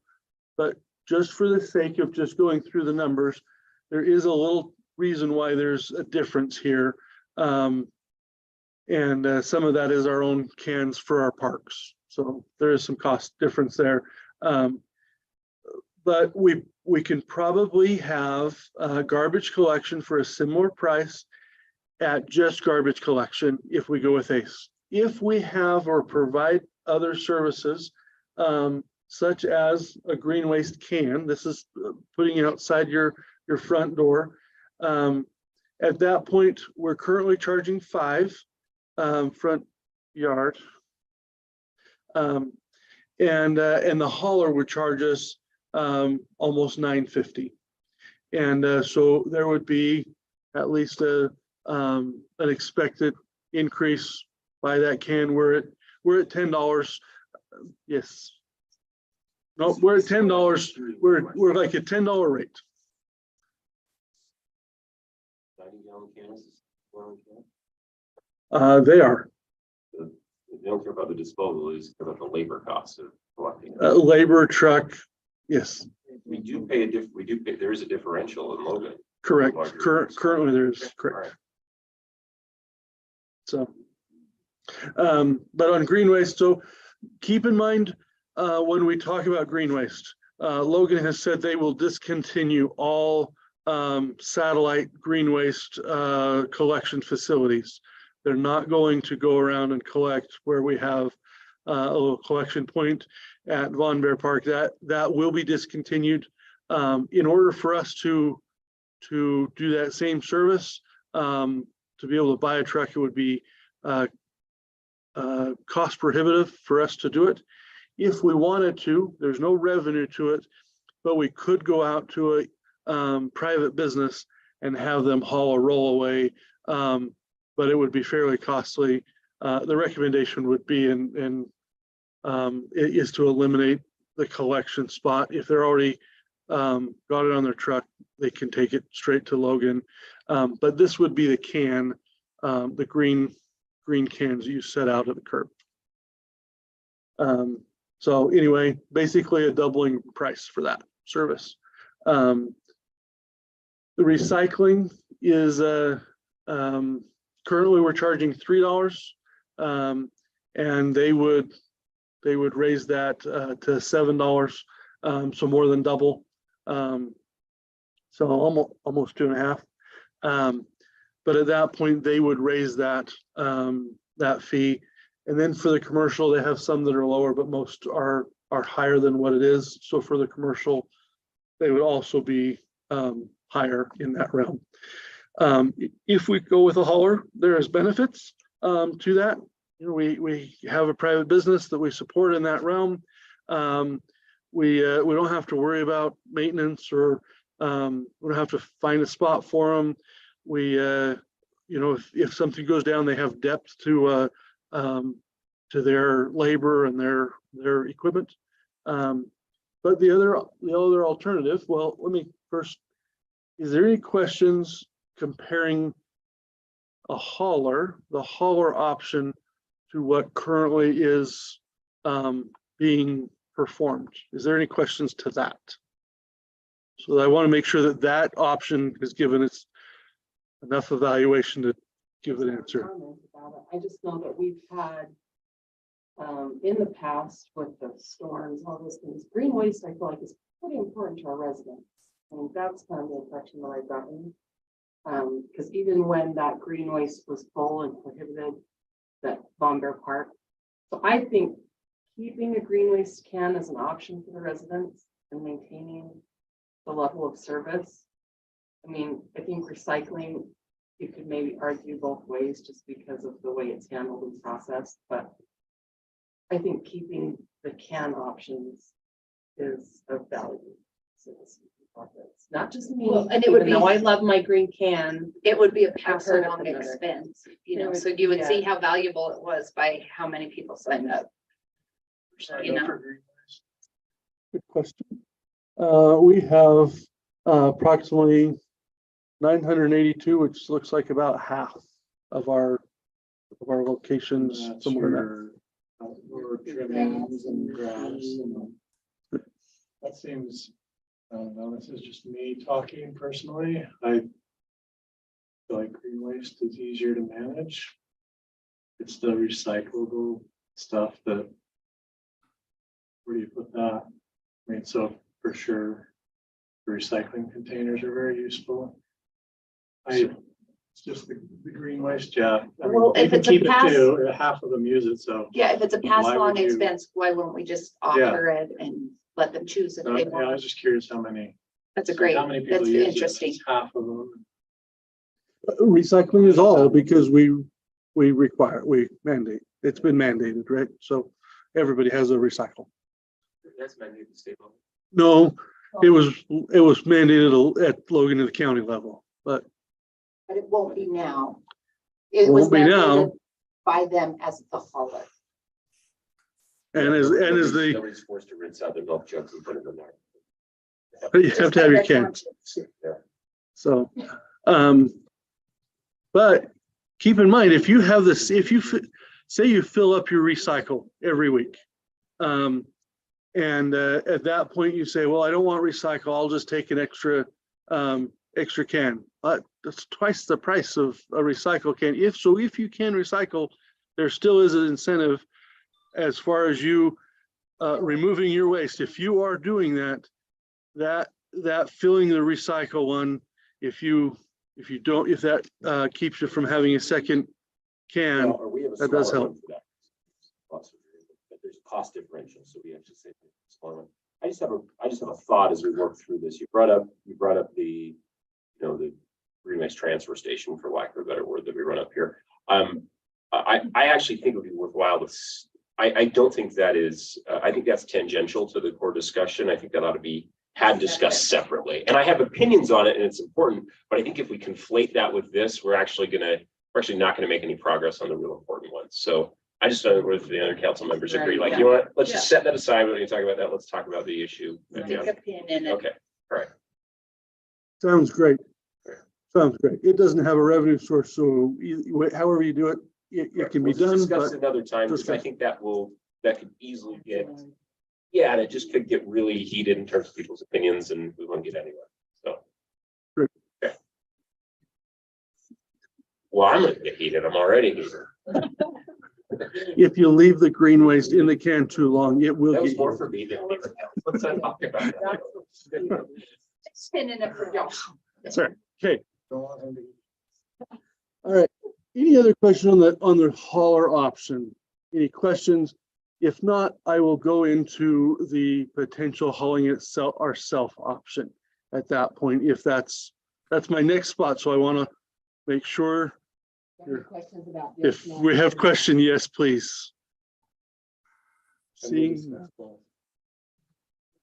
you're welcome to discuss both at some point. I just want to make sure I'm Well, let's going forward. summarize let's just walk through any sort of, initial upfront fixed costs and variable costs here. So upfront fixed cost with either option, we have to buy the can from Logan. We've had that. So that's, yeah. So should we switch out our broken cans before we buy them all? 'Cause I have Absolutely. Please do that. Please, I need to be clean. yeah. Switch them out with Logan before we buy them. And variable costs. So the variable cost is the rates. So at this point, for a hauler, these are the rates, except these do not include a 13% fuel escalation clause. So I mean, because that changes and varies month to month, that escalation clause. Well, we have to take this plus the escalation plus the can and escalate, but this is the hauler cost. So yes, these are the hauler prices. They charge an escalation clause up above and beyond these prices. And when they did the proposal, it was at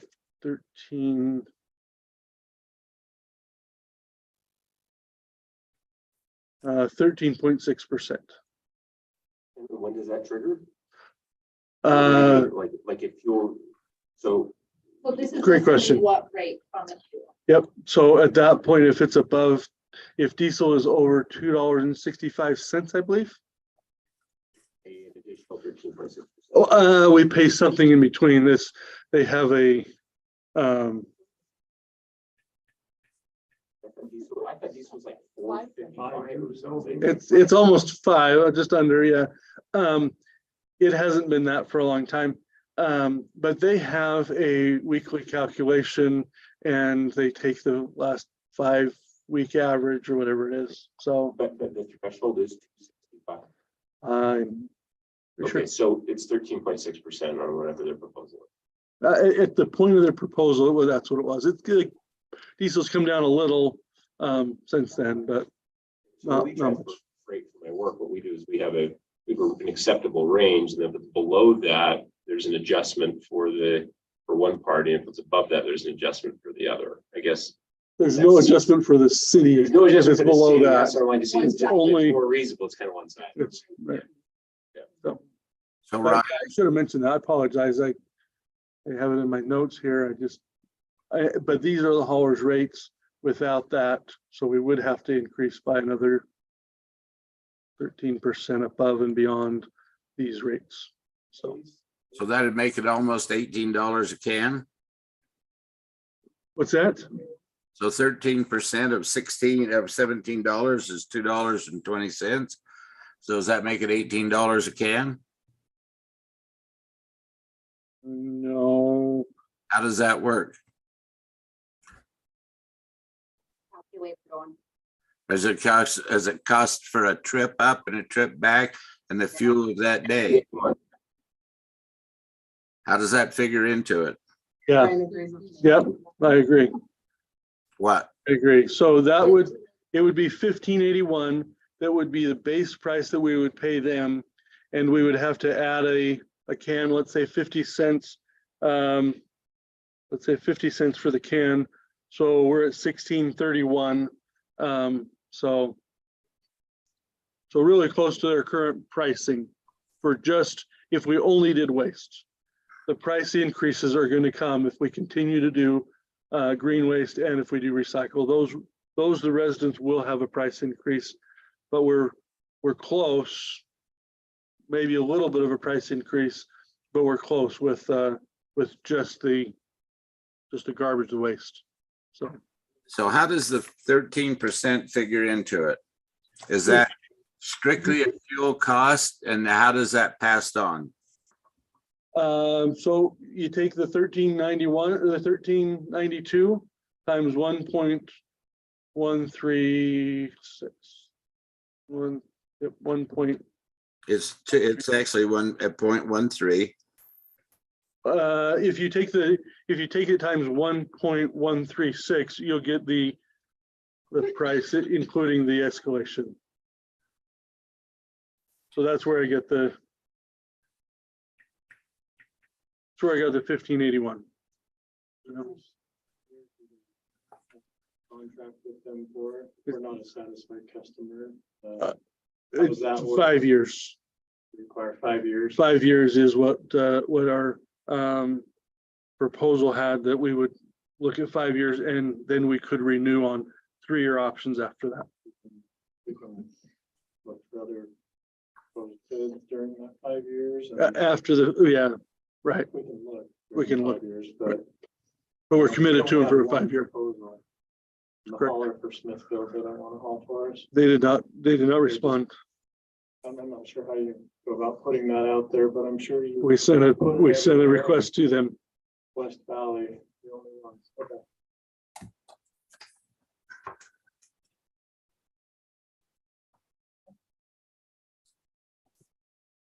Now you're gonna show us. Question. State your name.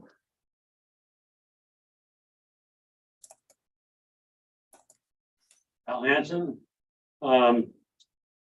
you said that there's other company or other communities that when we opted out of that consortium, there were others as well, right? Yes, that was said. Yeah. You're looking at me, but yeah, that was said by. Okay. Are they going to go on their own, or is there a possibility they want to go in with us? And would that make them? They've collaborated together as cities, and they have formed a consortium, and that consortium will now contract with someone to collect garbage for those 14 cities. I'm asking about the ones that opted out. Yeah. Yes. They've already decided what they're doing. And Okay, so it doesn't include concern us at all. Okay. Okay. And they're in the north. They're in the north. Those are 3 of the Oh, list in they're all Richfield. Okay. This company from West Valley, when they pick up our garbage, where's it going to go? Do they have to haul it back to West Valley? Logan Transfer Station. Oh, they'll still take it. Correct. They just won't pick it up. Correct. Okay. And that's the same if we haul it. The Logan Transfer Station is where we'd haul it to. Okay. Then the green waste, You'll haul the Logan. you can still take green waste to Logan Correct. as an individual. Oh, yes. Yeah. Yes. All right. They Wait. make money from recycling. Oh, yeah. The recycling would Yeah. probably go to We give Mountain. it to them and then they sell it back to us. What a deal, huh? The recycling would probably go to Mountain Fiber down in Hyra. Okay, but if Providence City decides to go with just the waste and not the recycle, then everything would go to the, Or the transfer station and into the line. is that something that, I'm not sure I understand quite. if the city decides to go with this company and you've already talked about what the cost would be for just the garbage. If the city decides not to contract with them for the recycle and it just all went as garbage, is that something that the city would consider, or are we more interested in keeping it separate and getting the recycled stuff to the recycle place? I think the only thing to me that would be a reason to keep it separate is that if you could put half of your garbage in a recycling can for 702, well, plus 13%, or have two, essentially right now you have 2 cans that you can fill all the way in, which I do because I have a whole bunch of kids, which my neighbors don't always fill theirs to the top, but they would actually save money by having recycling. A resident will save money instead of like having 2 garbage cans. But I don't, are you saying would recycling be optional or required? Is that what you mean? Like, because you might not need 2 cans, you might save No, money by having 1, you right? know, there's only 2 people in my house. So, I mean, 1 can, I could put everything in 1 can, it still wouldn't fill it up. But that's just me personally. Most that have a family and have children and stuff, you gotta have the 2 cans. You can't, most people can't survive on just the 1 can. Well, Ryan has another option to show us too, like this is just one of the 2 Okay, well, options. I do think that's a good question though. Is recycling in this proposal required or is it optional? It has a base number of either one. And if you go below that base number, then the rate may change. They have priced it with the understanding that that's what the number of cans would be. So if we drop recycling to optional, yeah, the max might be different. So I'm just going to speak because this is an individual council member decision, but maybe an ideological one for some, but for me, I think recycling ought to be required in the city. So if it ever comes to the point that, someone feels like we want to strip that out and do everything in line, unless there's inline recycling services for standard trash removal, I think we should have recycling. We embraced it a few years ago in our family and it's worked really, really well. So that's my opinion. I want to hear your other option, because I think from what I know about it, I think we're going to like it better. That's a tease, isn't it? Wow. Wow. Wow. I just want to know if there's a better option before we continue hashing out an option we don't I want. never want to invite you to a movie. You'll tell me the I punchline, but will. they're the plot twist. I'll vote for that too. You vote for not inviting her to a movie? I will vote for what you just said. Okay. So what I've got to go back to do is to show what it would take to go into a business on our own and provide that service if we didn't have it through a hauler. Now, keep in mind, there are some advantages that a city just inherently has in providing business on its own for services like this. If we buy trucks, we can often buy them on a state contract, which is a discount. We can also buy trucks without paying sales tax. A private entity doesn't have those advantages. And we would have an ability to put a shop on land we have that is property tax exempt. We simply have some resources that play into our favor in those realms. Logan had those same benefits and had a set profit that they carved off of their service and put to their general fund. That's how they did it. I don't know that I would, that's not proposal, that's just the way they did it. I have put in here a proposal that we would buy a front load truck.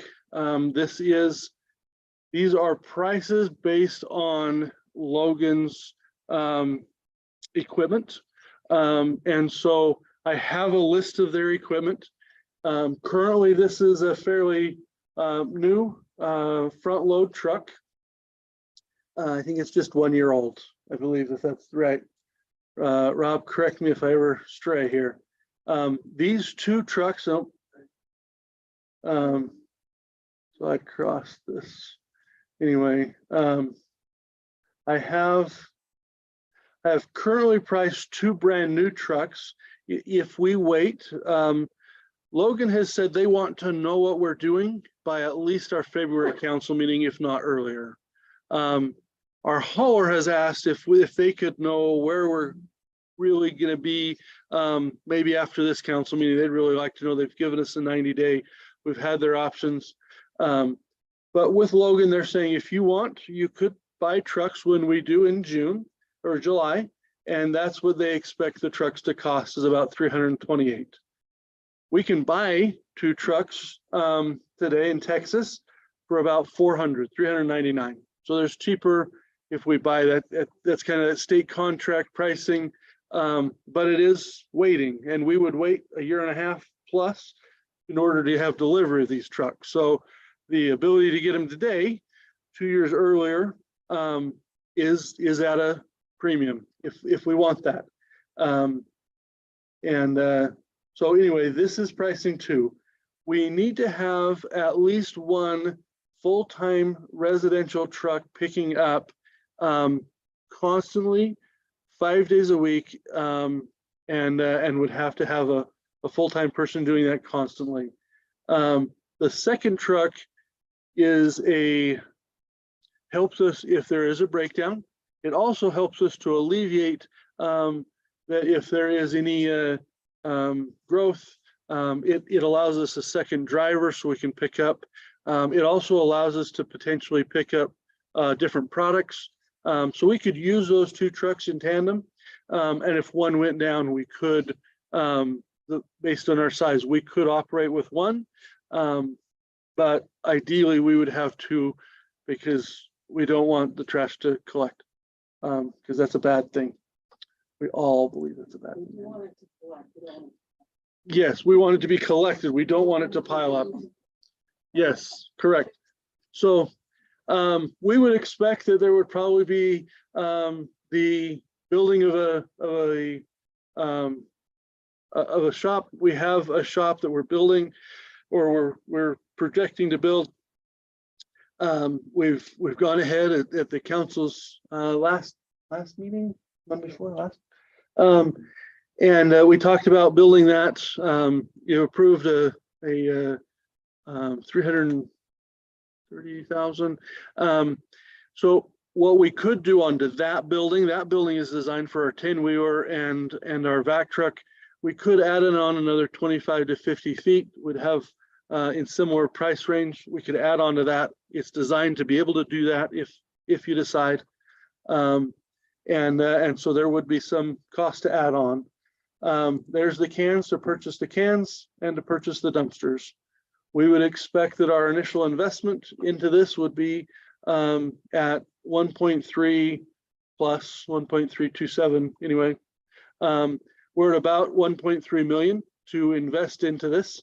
We would separate this money off from our general fund and create a enterprise fund to run, but that's the amount that we would look to fund, somewhere in that neighborhood, and maybe a little bit more to give us a buffer. You have a question?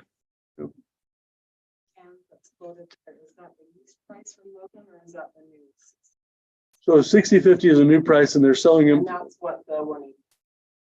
No, they're selling our cans for half price. They'll sell. So they're saying the average is an average. It's whether it's new or at the end of life. Everybody will get new cans and then we'll buy them. That's correct. That is correct. Please do that.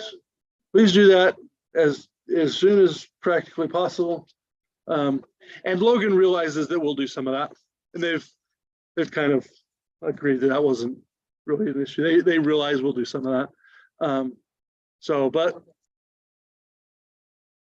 yeah, so it is representing the half of it. And if I pulled that out, you'd see that it actually says half cost. So anyway. So that's about, and then purchasing the dumpsters, those prices we acquired from Logan. But so we're in that 1.3, 1.4 million kind of range that we'd need with some operating capital and to get it up and going. We put in the charging, the costs to take a ton of trash to the landfill is $34.50. That's the cost that the landfill will charge per ton that you take to the transfer station there. They'll take demolition costs at $30, recycling. Logan actually gets paid $8. We're figuring we won't get that. So we've taken that out. And green waste is $30 to haul it for Logan to take it. Yeah, per ton. Yep, those are per ton prices. Yep. So what we've done is we've gone through, if you take that off, we've gone through what we have. We would anticipate changing out all the 60 gallon to 90 gallon so that we're one consistent. That's kind of help us to maintain consistency because we have to, the same kind of cost goes in. That's what we saw from the hauler.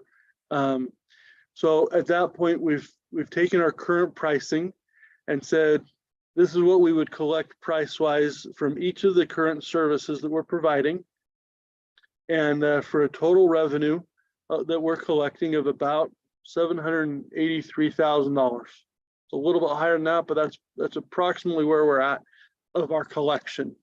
And so then the question comes is for that 783, what costs go into it? We would be looking at hiring 2 staff. Currently, Logan pays between $17.97 and $19.56. At least that's kind of the price range we've said. We'd like one of their best drivers, so we'd like to pay $25. We have the benefits. Ours is really around 45, but we've kind of fluffed the numbers on each one of these to try to make sure it's actually workable. We do have a price in there for supervision. If we take this on, Rob will need a raise. I would like a raise, and anybody that's supervising that process, taking on another price is traditional to have increases. So we've incorporated that into the process. Maintenance, we figure 3 trucks will take at least about $10,000 per truck per year for maintenance. Some may take more, some may take less, but you know, a lot of my figures have come from working with Issa and Logan. So that's kind of where they're spending per truck. Yeah, no, that's fine. So yeah, so it's a real unknown. I met with them and they were very, very open about what their costs were and what it takes for them to collect garbage. So it's really, really a great meeting. Speak into the mic. Right, I mean, they're. So the other thing, what we're trying, you can't hear us, Brent? Is that? I couldn't hear what they were commenting up at the council table. That's my bad. Let's see if I can repeat what I said. So the cost of maintenance, where Yeah, we we're got gonna it. get the number for the maintenance cost and what assumptions do we have built in here? And then I made a comment, it was shared by the mayor that we really worked closely with Logan to get their costs and figure what they are. And my only comment was those costs that they were giving us is their operations are at scale and we'd be, you know, Right. we're 10th the size, Right. you know, so. Yeah, I mean, we're much lower scale. Obviously maintenance is a high one. That's one of the reasons why we would be proposing to buy new trucks for less maintenance that would be in warranty. So as we buy those new trucks and keep a fleet that is a newer fleet, we would rotate those trucks through every 3 to 5 years. And so we would try to maintain a new fleet rather than maintaining an old fleet. Logan, I think they've done that. Most of their trucks are within 3 to 5 years, right, Rob?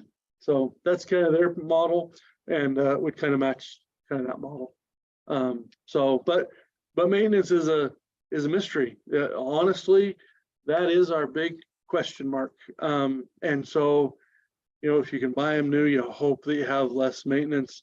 But it's certainly a question mark we have. And that's What about administrative costs and administrative overhead, billing? We're already doing the billing. We're already do billing. As I mean, I recognize we're already doing billing, but it's incremental. There's an incremental increase. I mean, there's a system, there's a process. I mean, you've got a bill, but there are people who are doing administrative bill collection now for additional items. but we're already billing for trash service. Oh, Yeah. okay. So we're already Okay. billing this That's service. small. I'm with you. So, yeah. So that's why it isn't added. Okay.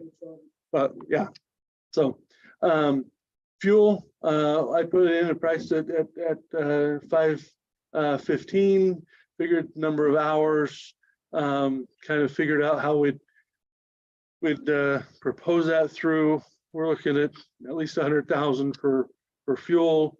And then we've come to tonnage. We've gotten roughly the amount of tonnage we would take through that method, and how much those would cost to haul, or to that's the amount of tonnage of a resident per year times by the rates that I showed you for the tonnage. Depreciation, so we've added the depreciation from that calculation, an 8-year for the building. So we have some for building and some for those trucks. We're looking at a total cost of 670,000. We added an extra 10% because of additional overhead or contingencies of, well, we don't know. So we've tried to fluff some of the others, but we're trying to fluff it here, really to kind of see if we could come down to be able to provide a similar service that Logan's providing at a similar price.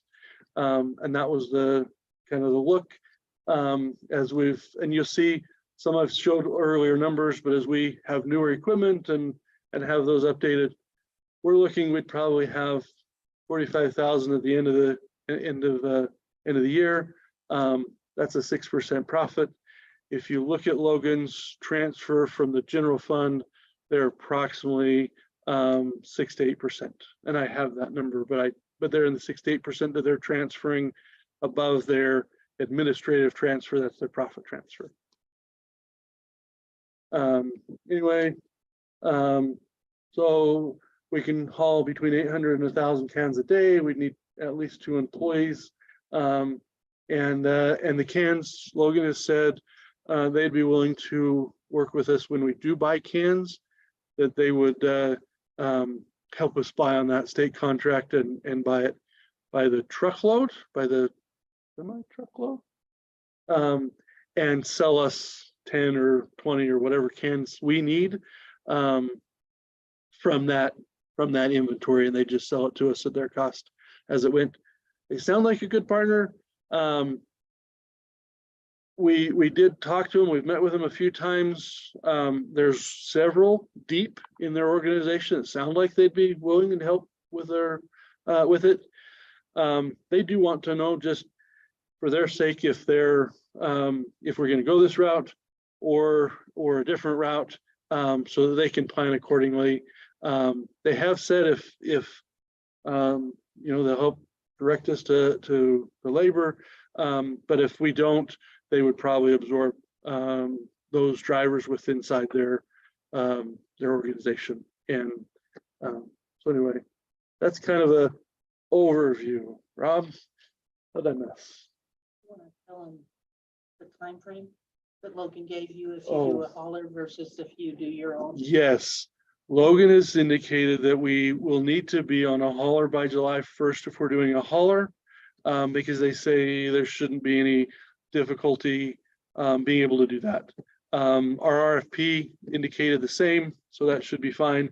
But they have given us an additional, they said up to 3 years if we need to do it on our own. If we're going to do it, they'd like us to do it right. And if we're going to do it right, they realize it's going to take time to add to the building and buy the trucks. And so they've allowed us, they've talked about 3-year time. So anyway, they haven't balked at buying trucks, waiting 2 years.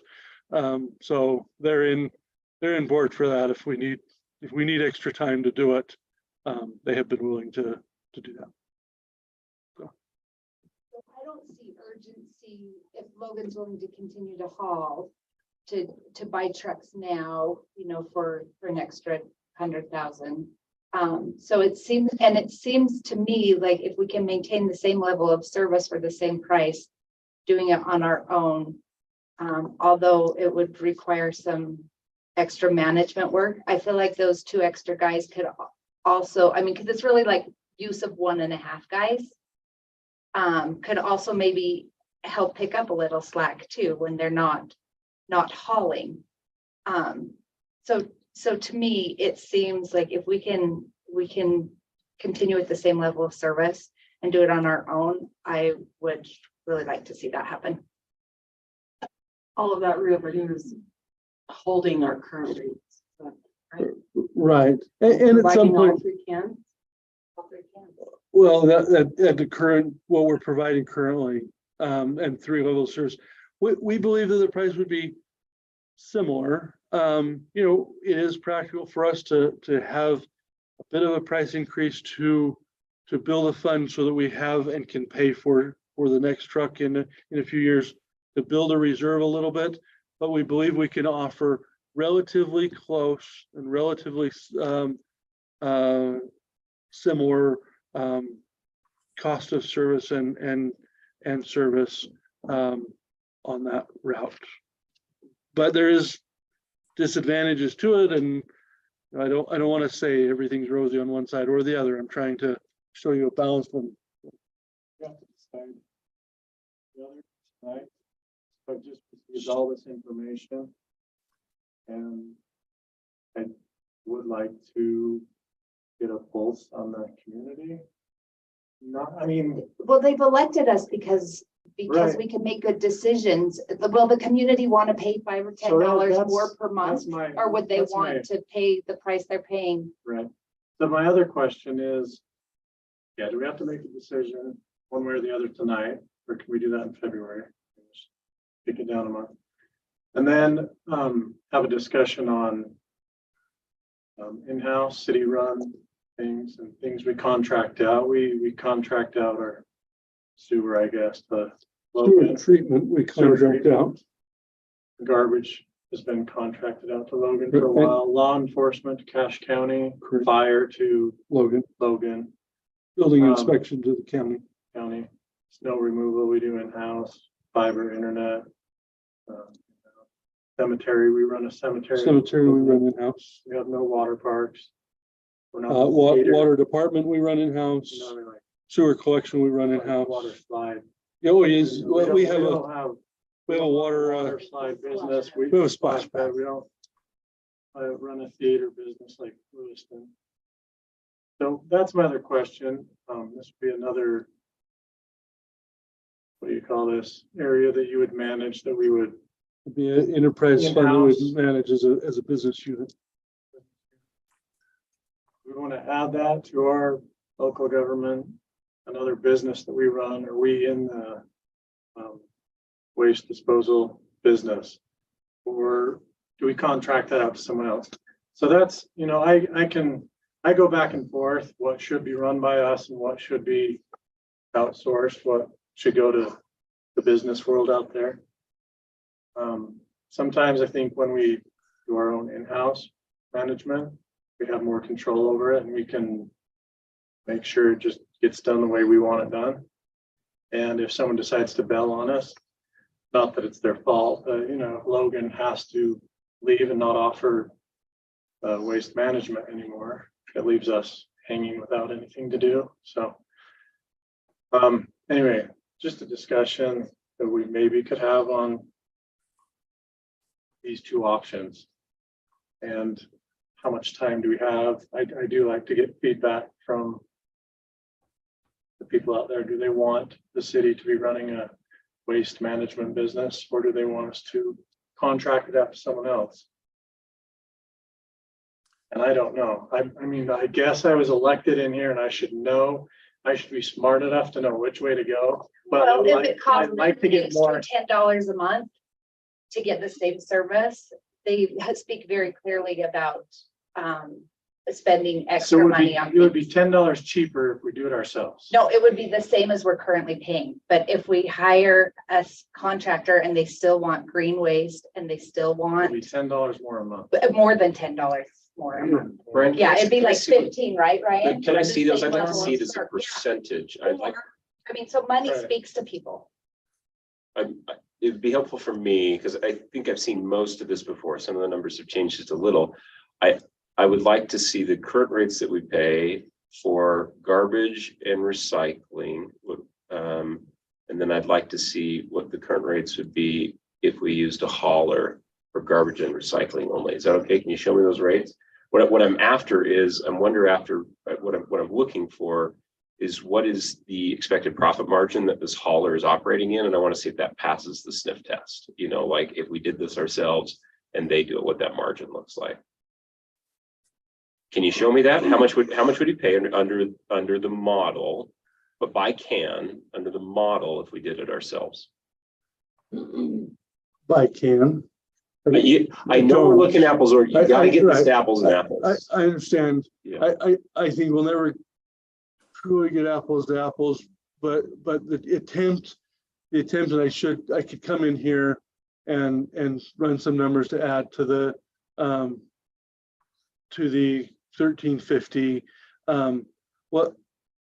Yeah, I mean, I could add here. Here's my thinking. I would like to see this. And the reason I think it's important, because if I look at ACE's per can and I look at our per can, and if I see that we're 35% cheaper than ACE or 40% cheaper than ACE, it makes me question whether or not our numbers are accurate enough, because I doubt ACE is making a 35% margin, on their cans.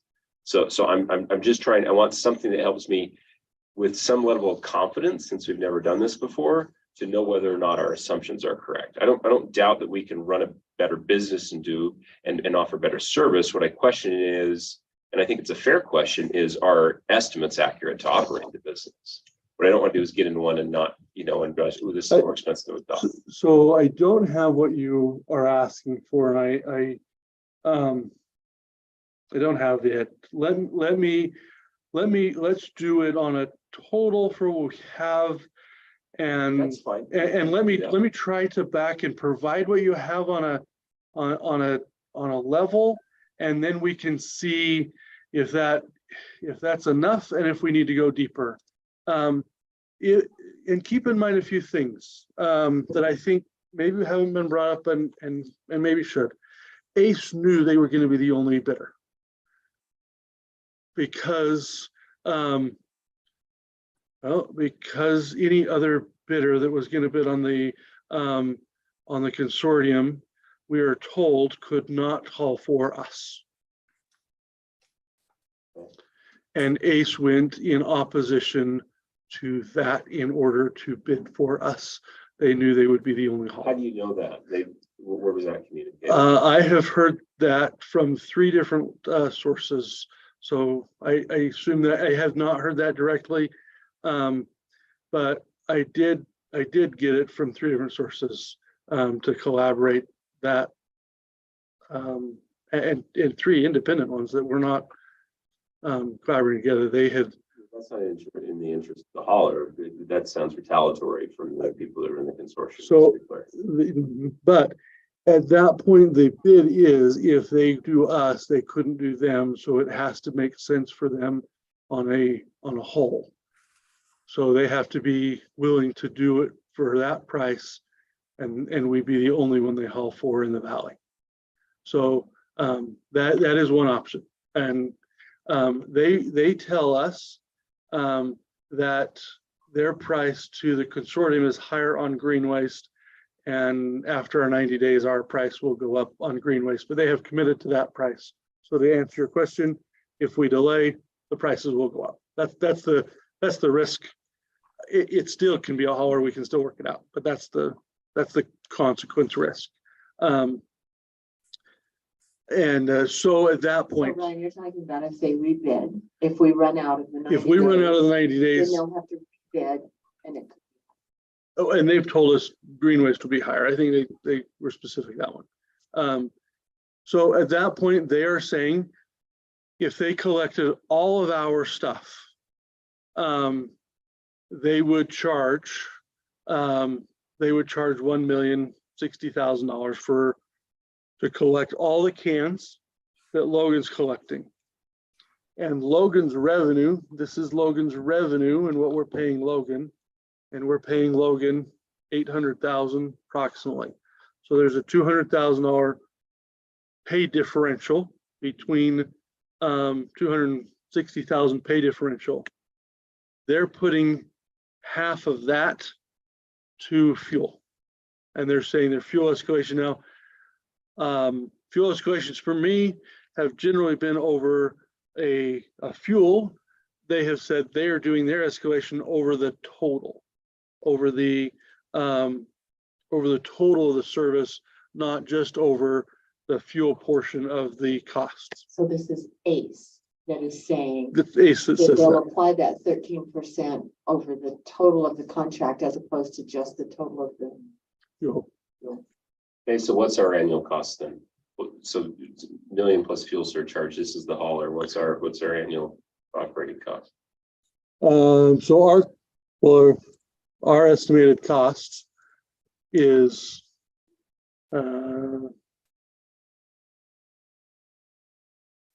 $737. So And that includes replenishment of equipment, you've So- amortized that over. So I've amortized depreciation. And so if you would collect that, if you put away the cash for depreciation over that depreciation life, you should have, Okay, so the only question is, we have the right depreciation and not that if we're doing that, correct? And what's the depreciation currently, how much?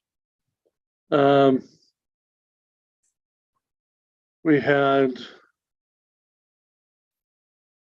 in depreciation, 154,000 towards depreciation a year. So that's a 8-year. 8-year between the building and the trucks. The trucks are less, the building's more. So. One thing that I find comfort in these numbers is that Logan is doing it for a profit at this price.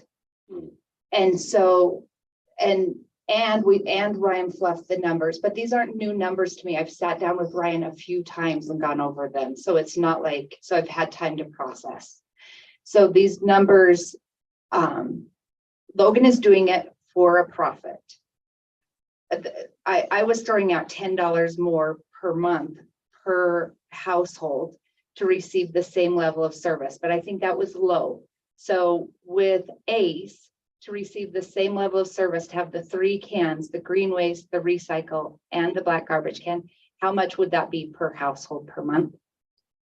So on average, so the total difference is 322,000. So let's say take 300,000 divided by our 2,500 households. So if I take 322 divided by 5, 8, divided by 12, that's about 1050 a And month. that's without the extra gas surcharge. No, that is including the surcharge. Okay, Yeah, so yeah. about $10 So- extra per household Per per month Correct. to have ACE haul it. That is the part I understand, but you've been doing this longer. So I guess it's more philosophical. I'm just curious about what would the people, if money weren't an issue? Money's always an issue. I know it is. Trust me, I know. That's We what don't need speaks to to talk them. about it, yes, money's an issue. But you've been doing this a lot longer than I have, so I'm just curious, you have a better pulse on the citizens here in Providence. Would they be in favor of adding another department to our local government, having? Yeah, I mean, I think having- people appreciate small Would they like government, that? Right, that's but what I it don't know. always comes back to their pocketbooks. And So so they would if we, say, yeah, I I don't would- want $10 more a month, that's just. it's let our own worth city it to do have the city do it You know. for $120 a year. Or $10 a month, like they want the service, but we have 2 citizens here that, What do you think? Yeah, we had the skateboarders come up. Do you have any thoughts on? would you rather have private do it for $10 more a month, or would you rather have the city do it for what you're currently paying? Another department in the city for them to manage, which they'll do a great job. You guys are politicking. Can I make a comment? I go back and forth. Cheryl, do you have an opinion? Come Come up. on. And Brent has a comment. Cheryl, I'd be a little nervous if I were you to have to make this decision tonight. That's what I'd like to think speak this to the is people. Something that you, They're garbage. I'm very impressed with what you've put together. Yes. I'm very glad I came tonight. Yeah, and Ryan deserves a huge thank you. This represents hundreds of hours. Like, this is not a small data collection. And we have been chewing on this idea since. I've been 6 or 8 chewing on it months, like for we've at been least 2 thinking about months. it. It's not new. I hope you've been chewing on it. I've been chewing and. And several of us have gone and met with Brian in his office to review this previously, just because it's. Maybe all of us, Sequential, yeah.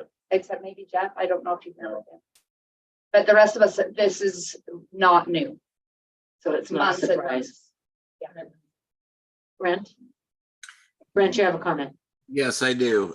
So in listening, I've spoke with Wright about it. I've paid attention as we've been going down the road. It was me that suggested that we pull out a consortium and look at doing it on our own. I like to be in control of our departments, of our city. I get a little concerned sometimes when you outsource things, and yes, we may have a reputable hauler, but when things happen, and myself, I would sooner see it in-house. I think Ryan has shown us that it would work in-house. I think that we have the numbers that prove it's in-house. I think we have been elected to make wise decisions with the city's money. And I think that we have come to a decision or a point of making a decision that is wise. I really think we ought to go with our self-service, go down that road and make that decision and get on with things and get this thing going. That's my idea. I would be willing to make that same motion. I think that this is not new. We've been talking about it for 6 months. We've looked at other options. We've talked to people. I talked to people at convention. I think that the hauler needs a decision. They've asked for one now. And if Logan will work with us and give us some time, that's a gift. And we can take advantage of that. So I'm ready to make a motion as well, or to second yours, Brent. Yes. Wait. I would make the motion that we approve as a city council what Ryan has proposed for doing the whole process ourselves, working with Logan City, making decisions, wise decisions as we go in purchases and things like that. But I really think we ought to stick in-house, stick with our own abilities. I don't think the citizens care how it's done, as long as it's totally not gouging them and as long as the service is provided. That's what they're looking for. And so my motion is that we go with what Ryan has said and move forward on our own.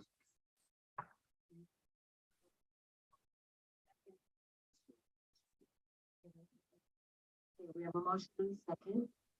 So now we have, are there discussion items? Yeah, I just, the language of the motion is important to me, because what I heard Brett say is, I move that we go with what Ryan has proposed or what he said. I just want to be clear. I just want to be clear, because I think the motion, I would be in favor of a motion of going in-house, but I would actually, what I'm not in favor of is doing things exactly as how they've been proposed. I'm hoping that we can determine a strategic direction, because I think there's probably some modifications that need to be made to this in terms of can size and green waste or this or that. And I don't want to bind myself to that with this. Numbers. And to the point, I would like to say, okay, we can go strategic direction, but I would actually like to have additional subsequent decisions in terms of how that might be executed. I agree with you, Josh. If you want to amend your motion. I'd like to amend that motion to. Okay, wait. So just want to make it clear, we wait till February, then ACE's prices are going to go up. Where ACE is out, I just want to make sure that we don't have till February to. If it's the right decision in February is the time frame, we will go and work to see what ACE will do. They have had a 90-day guarantee. We've sent out, and you've had the proposal for over 60 days. Not the in-house number. Well, you have had the in-house numbers for at least that, because I proposed those in a previous council meeting. But the numbers from the hauler have been distributed. we are approaching that 90-day. They have said that the green waste amount, we are lower than what they proposed to the consortium. And that because of certain things, they would look to raise that. Whether they would hold it until February's meeting, I don't know the answer to that specific of the question. I don't know. Council, more control. Absolutely. I'm just thinking this through. I just have a couple of numbers questions. Finalize my decision process. Depreciation, is that something that would go in, that amount would be set aside in an enterprise fund to go towards the replacement of trucks? Because if you look at the profit margin of 46,000 at the end, it would take us 7.5 years to accumulate enough to replace a truck at the price we currently pay, like for a new truck. So and you said they need to rotate every 3 to 5 years. So does the depreciation contribute to those funds? So depreciation is a non-cash expense. So the cash would remain in the enterprise fund, although you're showing an expense, you are maintaining the cash, but you're transferring and building that. You're having to transfer on the start the cash of the 1.3 or whatever it may be, the future decisions refinement, but you would transfer that amount in, and the depreciation would leave that cash in there in addition. So if your cash statement, you bring out your depreciation, and your cash would be growing by the amount of depreciation and your profit. Yes, that cash stays. But you would, Investment in our general fund, would it require any type of loan? We would not be looking to go out to borrow or loan for this. We would pull it from our general fund. We'd transfer it from our capital projects general fund. That's where it would transfer from. and that buildup of money for the 45,000, you'd also have the trade-in value of the truck when you trade it in new. So you wouldn't have to have the total purchase price, because you'd have a trade-in value on your trucks.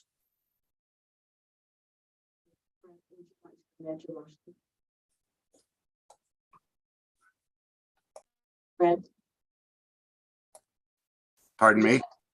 Yes, do you want to amend your motion?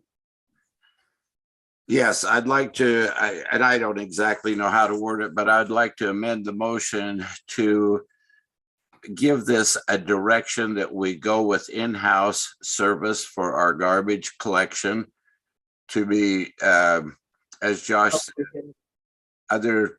that's as far as I want to go. In-house, I second. Okay, so we have a motion and a second to pursue collecting the garbage in-house. Any further comment? Clarification. Excuse me, just clarification. Ryan, you'll come back to us with final numbers and proposal, because I'd like to have a discussion about can sizes, recycling service level and stuff.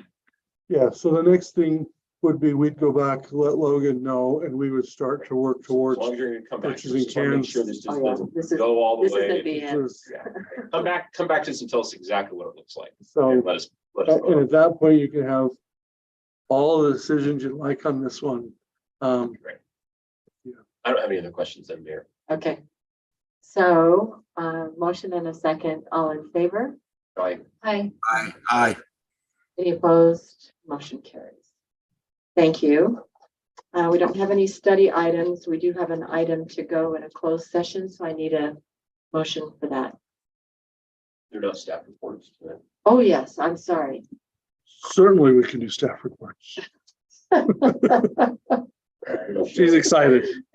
It's not an agenda unless I forget something.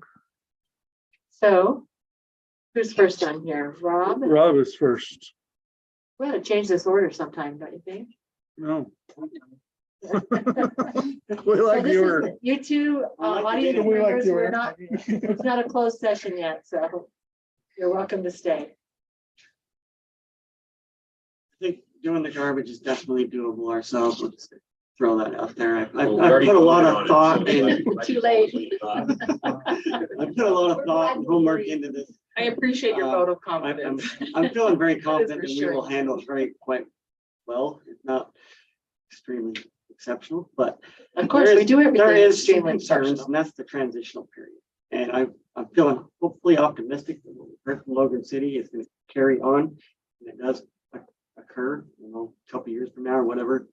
They're going to work with us to the degree that they explain to us in great detail that they would try to help us through that transition, because that's my biggest concern, that it can be this nightmare startup hiccup on the routes and the holidays and the sick days, and getting the people in place, know where to go and to make this actually work in a systematic way. 3 days we're doing black cans, 2 days we're doing blue and green, and finding those schedules to make it work. I think we can pull it off, but that's been my biggest concern. The whole thing is just getting that initial wave without hitting in the media. They offered We ride. failed right off the bat, and I don't want to do that. So I think once we get through that little hurdle, though, we can handle it. Well, they offered ride-alongs, and they really were very, very positive. I'd like to try that. You want to do a Yeah, I'd ride-along? love that.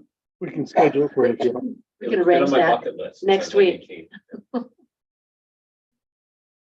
But outside of the garbage, we're looking at a very busy year coming up. So luckily, we're not doing that transition right now. And then we step back a little on how much we're going to accomplish in 1 year, some year. We're very busy. The schedule's piling right up. I could go through a huge list of stuff that we're going to be tackling this coming season. And it's definitely got us busy right now already. So Can you give us an idea of what that list is? That's really I'll just helpful. ramble through it, and if you want me to backtrack to some sort of detail on anything, feel free. Our fiber optics is going to continue, and we've been told that they're going to bring us an army because they're so far behind schedule. That's going to cause some staffing issues when it comes to the amount of inspections and blue stakes and things like that. And so I'll try to stay focused and just read the list, because I could probably just ramble on every item. But the bike lanes project, the trails, the road widening, bike lanes everywhere, that's going to be a very busy project. It's going to take off real soon, I'm pretty sure.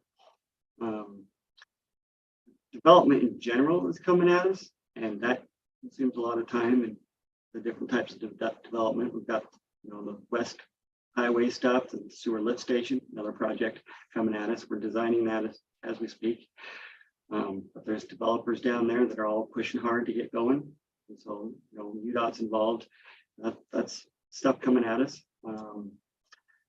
We did approve more or less a 40 by 75 foot shop facility expansion. So that's in the works.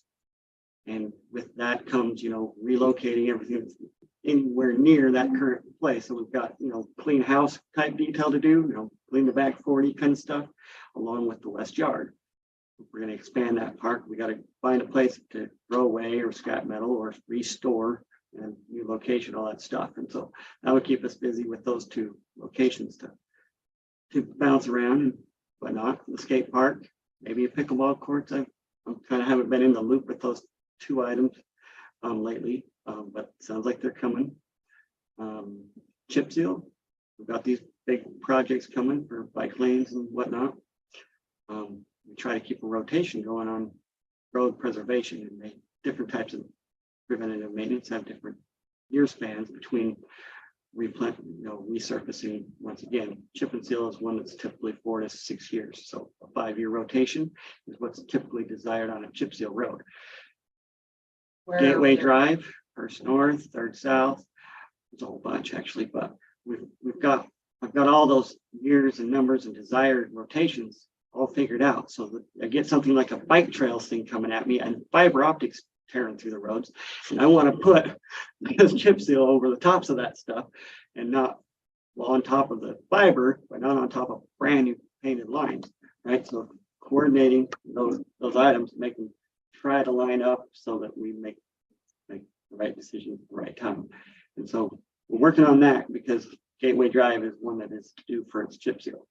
And we're gonna paint a lot, Third South and Gateway Drive. So I'd like to do the chip and seal on the roundabout, which in itself is quite a task. Rob, really quick question about the road stuff, and you're doing good going through your list quickly. Are we still operating under the plan that Mayor Drew worked on with like the students at Utah State University in terms of road Basically, yes, maintenance? We're because working on of that the, plan still? Okay. yes, because of the rotation factor. That first few years, we worked so diligently hard getting stuff down Yeah. that we ended up pretty well covering the whole town, other than roads that. That's what I was wondering, is there was was a really good plan, but I'm wondering if we've kind of gone through it already and we're working from our own plan now. We're on the rotation, and Okay. it's a rotation. In Okay. theory, it rotate with infinitely. Yes, Okay. good word. Great, thank you. Drilling a well. We've got a firm that Sunrise Engineering has hired to do the aquifer type studies, location, and they're coming next week, this week or next week. And we're going to go around to those sites and see what they've learned as far as geology, hydrology, hear them out and look at those options for drilling a well. So we're still approaching getting that accomplished for a new culinary water source.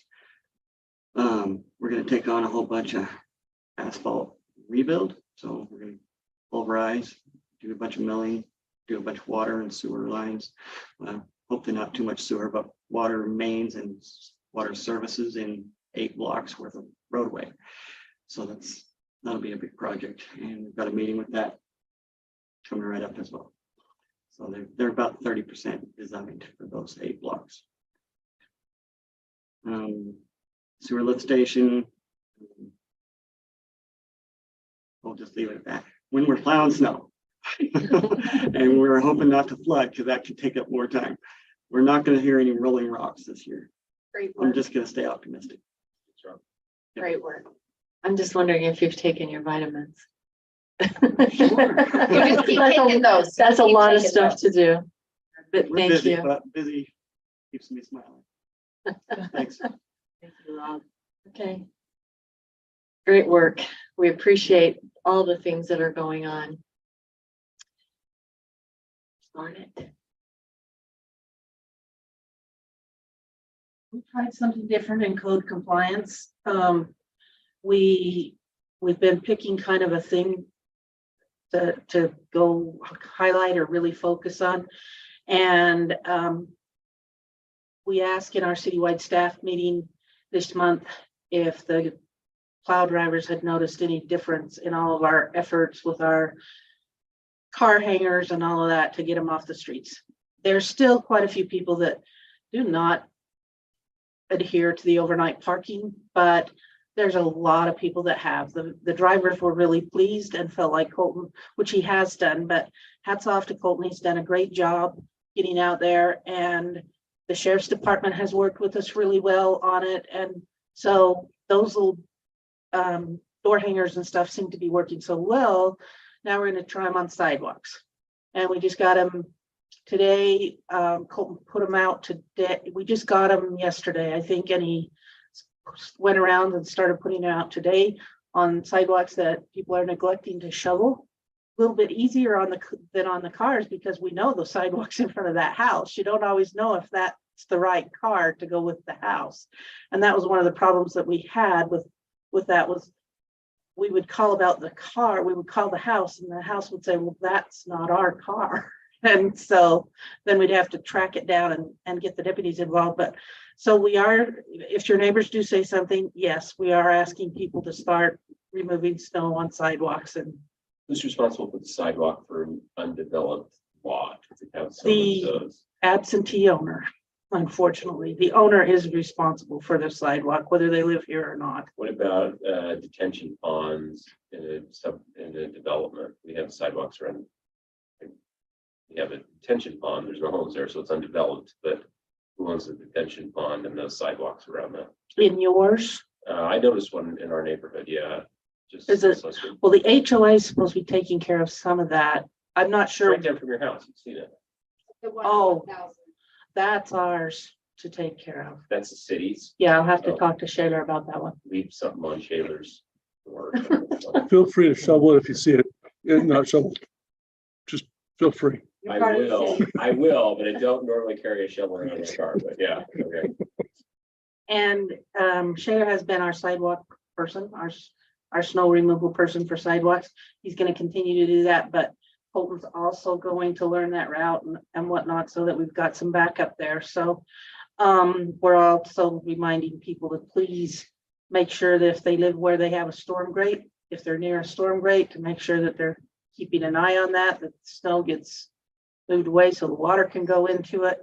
And we're just plugging along with still overnight parking and now snow removal. We're going to try and get people to understand when they plow their snow out into the street, the danger of leaving the snow wakes and the bumps and the stuff. And we're really working with people to try and get snow removal a little bit cleaner on the public side.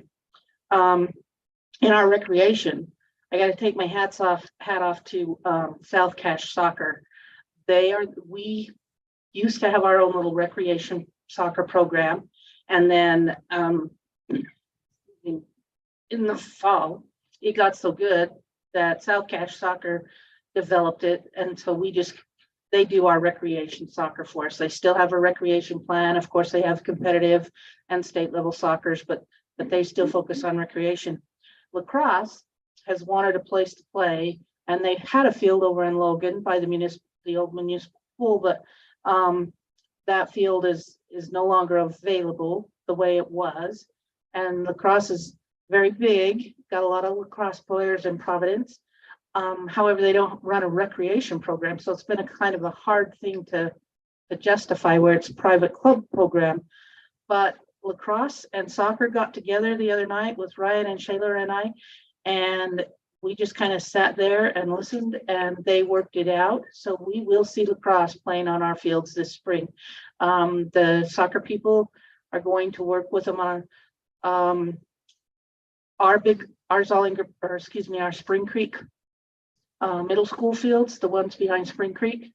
And then they'll also work with them perhaps on the municipal. I know there's one or two in Logan that they're going to look at and share days and times and stuff. So you will see lacrosse kids out there playing. So it'll be kind of fun to watch lacrosse take off.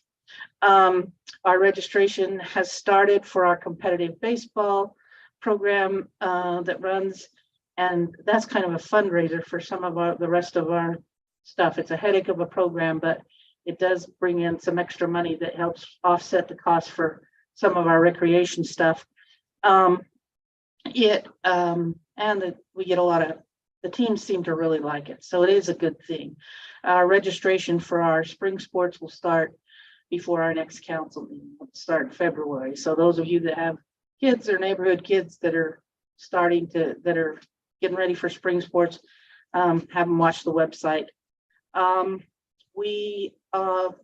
Land use wise, we got conceptual plans in that we're working on for on the southeast corner up above Highlands.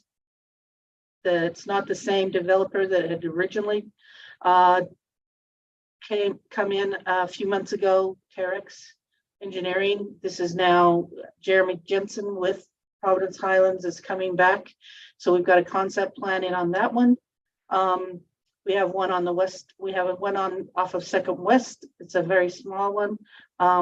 It'll finish 620 South off of Second West. 620 South is currently a partial road. And so it'll be on the south side of 620 South and finish that road.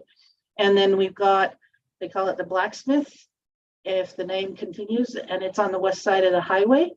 And it's one that has commercial in the front and then multifamily in the back. And I was really encouraged listening to that developer because he said his commercial, he was very surprised with the interest in the commercial property. So that's kind of something. I'm not sure if he's going to continue to do it, but the property owner right now is the one that's starting the process. His name's Hans Peterson. So yeah, and we Danny McFarland has has put in an application and met with the planning commission. He's looking at an acre property over by where Providence Springs 55, that active adult community that Jody Robbins is doing that was approved a little while ago.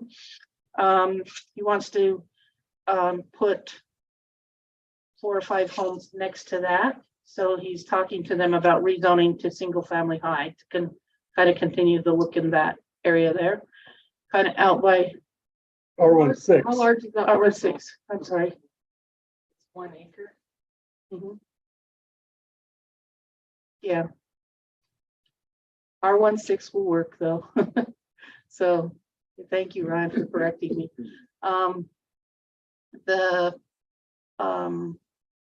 And then we've got this building. You've seen the people starting to move dirt and mud and stuff over here. A commercial building called Wow Cool Building. It's actually for next meters that are already here in Providence. You'll see that commercial building going up. It's going to be a beautiful building from the looks of the design. And then Blackstone, they want to put their stuff out for bid within about 60 days and get started on their project. And their site plan is really, it will be a really nice looking area for Providence City on that main street. On the highway, it'll be really nice looking on the west side of the highway. So anyway, Craig Champlin's been kind of quiet. He keeps, every once in a while they call and talk, but they haven't brought anything in about their side of the east side of the highway for a bit, but there's still rumblings out there. So we'll see what happens. But that's where we're. And Judges has started their building, haven't they? They've got approval to start their site work, but they haven't started the building yet, but they are starting on their site work. So yeah, so lots of stuff to keep lots of people busy. This is a science question. How long does a site plan hold and then they have to reapply? Because I know we had, there was stuff gonna go on behind the movie theater. A year. Think in my direction. But then Actually, it was put on hold. So if they have they 2 don't years. if they have 2 years, and then they have to go through. Yeah, because then everything, since the plat is recorded, the construction drawings and everything would expire in 2 years. So they wouldn't have to go through the whole thing, but they would have to come back through and reamp up their construction drawings. So Brent, you have a question? I just wanted to make a comment, Scarlett, as you were talking about snow removal, and maybe you said something and I missed it, but I'd like to encourage people to keep their fire hydrants clear as well. Thank you. oh, yes, in fact, Colton showed me a cute little thing today, and they said, how did they put it? It's a high rent, not a hide rent. The way they had The it. emphasis on the The word. emphasis on the word. And so I think maybe we will start doing something like that with these they're fairly inexpensive. They're not creating a lot of litter the way he's doing it. The little reminder hangers actually seem to be working out pretty good. And yes, Brett, we are talking to people. We've made several calls over the last couple of weeks, reminding people to clear out around their fire hydrants. Most people probably don't realize, but it should be a 3-foot spare space around a fire hydrant. I think the fire department is going around clearing around hydrants. They dug out one point. Oh, well, that's nice. I've got to do the detention pond before I get to your house, but I'll get there eventually. Yeah. That's all I have, unless you've got more questions. Thanks for that reminder, Brent. Thanks, Scarlett. Ty? Our website is still underway. We have a little bit of delay with the holiday. So we'll see some more results probably February. We should still be going live. Next couple of weeks, we'll get into some training, have some staff learn how to run it, make it look nice and keep it looking nice. You will be seeing an annexation in the next month or two, out here by the end of Garden Drive, I believe. Yes. I don't know how many acres, 10 acres. So we haven't got that position just yet. He's going through the process to the county to get that certified, but that will probably be on here, probably February, March. You'll see that, probably March, after it goes through the planning commission. We did try for staff recommendation, the mayor. We tried to do a boundary line adjustment with the Alma Linhart Park.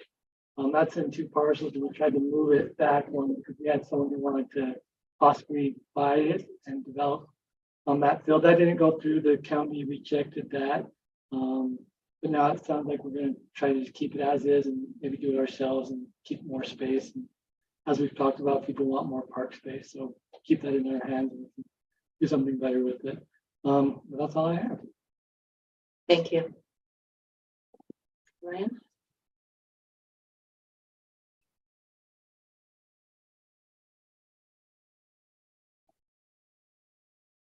Our report, I have very good staff and they have covered a lot of things. And I don't know that I have much more to add. I usually go over the projects. Rob and I work very closely on a lot of those projects. We are going to be busy.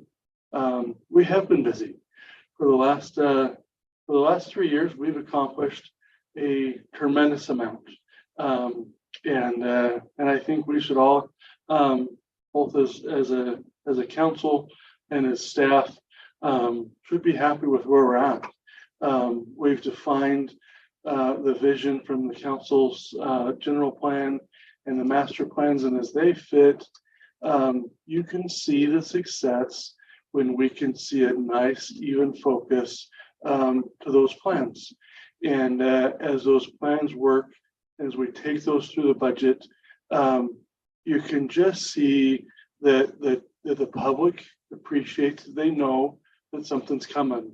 When we can show them those 5-year budgets and show how that plan flows in, you can kind of just see what makes it up. And while we've got that and it works, it allows us to accomplish the laundry list of things that you've heard the other 3 speak about. And as we have a good, consistent focus forward, that helps us to do that. And so thank you. We appreciate your leadership in those master plans and general plans and the code codification. That does have success as it flows down to be able to have good, consistent direction. So anyway, I think you've had a great report, and I would open up if you have any questions about any thing in the city. I'm happy to answer and discuss any one of those. Otherwise, then we can go in and you can we can start my evaluation, because that's what the closed session will be about. So these are for the group. So if anybody wanted to know what the closed session was about, it would be my annual performance evaluation. So no secret now. We were not trying to keep it a secret. What's that? Who does you? Who does me? Yeah. The 6 of them. Right now, in closed session. Oh, you're not evaluating them, they're evaluating you. They evaluate me. Oh, okay. The citizens evaluate us. The citizens get to evaluate them. So now I will entertain a motion. I'll make a motion that we go into closed session. I'll second that. We have a motion and a second. Any discussion? All in favor? Aye. Aye. Aye. Any opposed? Okay, Thanks. thank you. Good night, all. We appreciate your Always- attendance. Pleasure. Always interesting.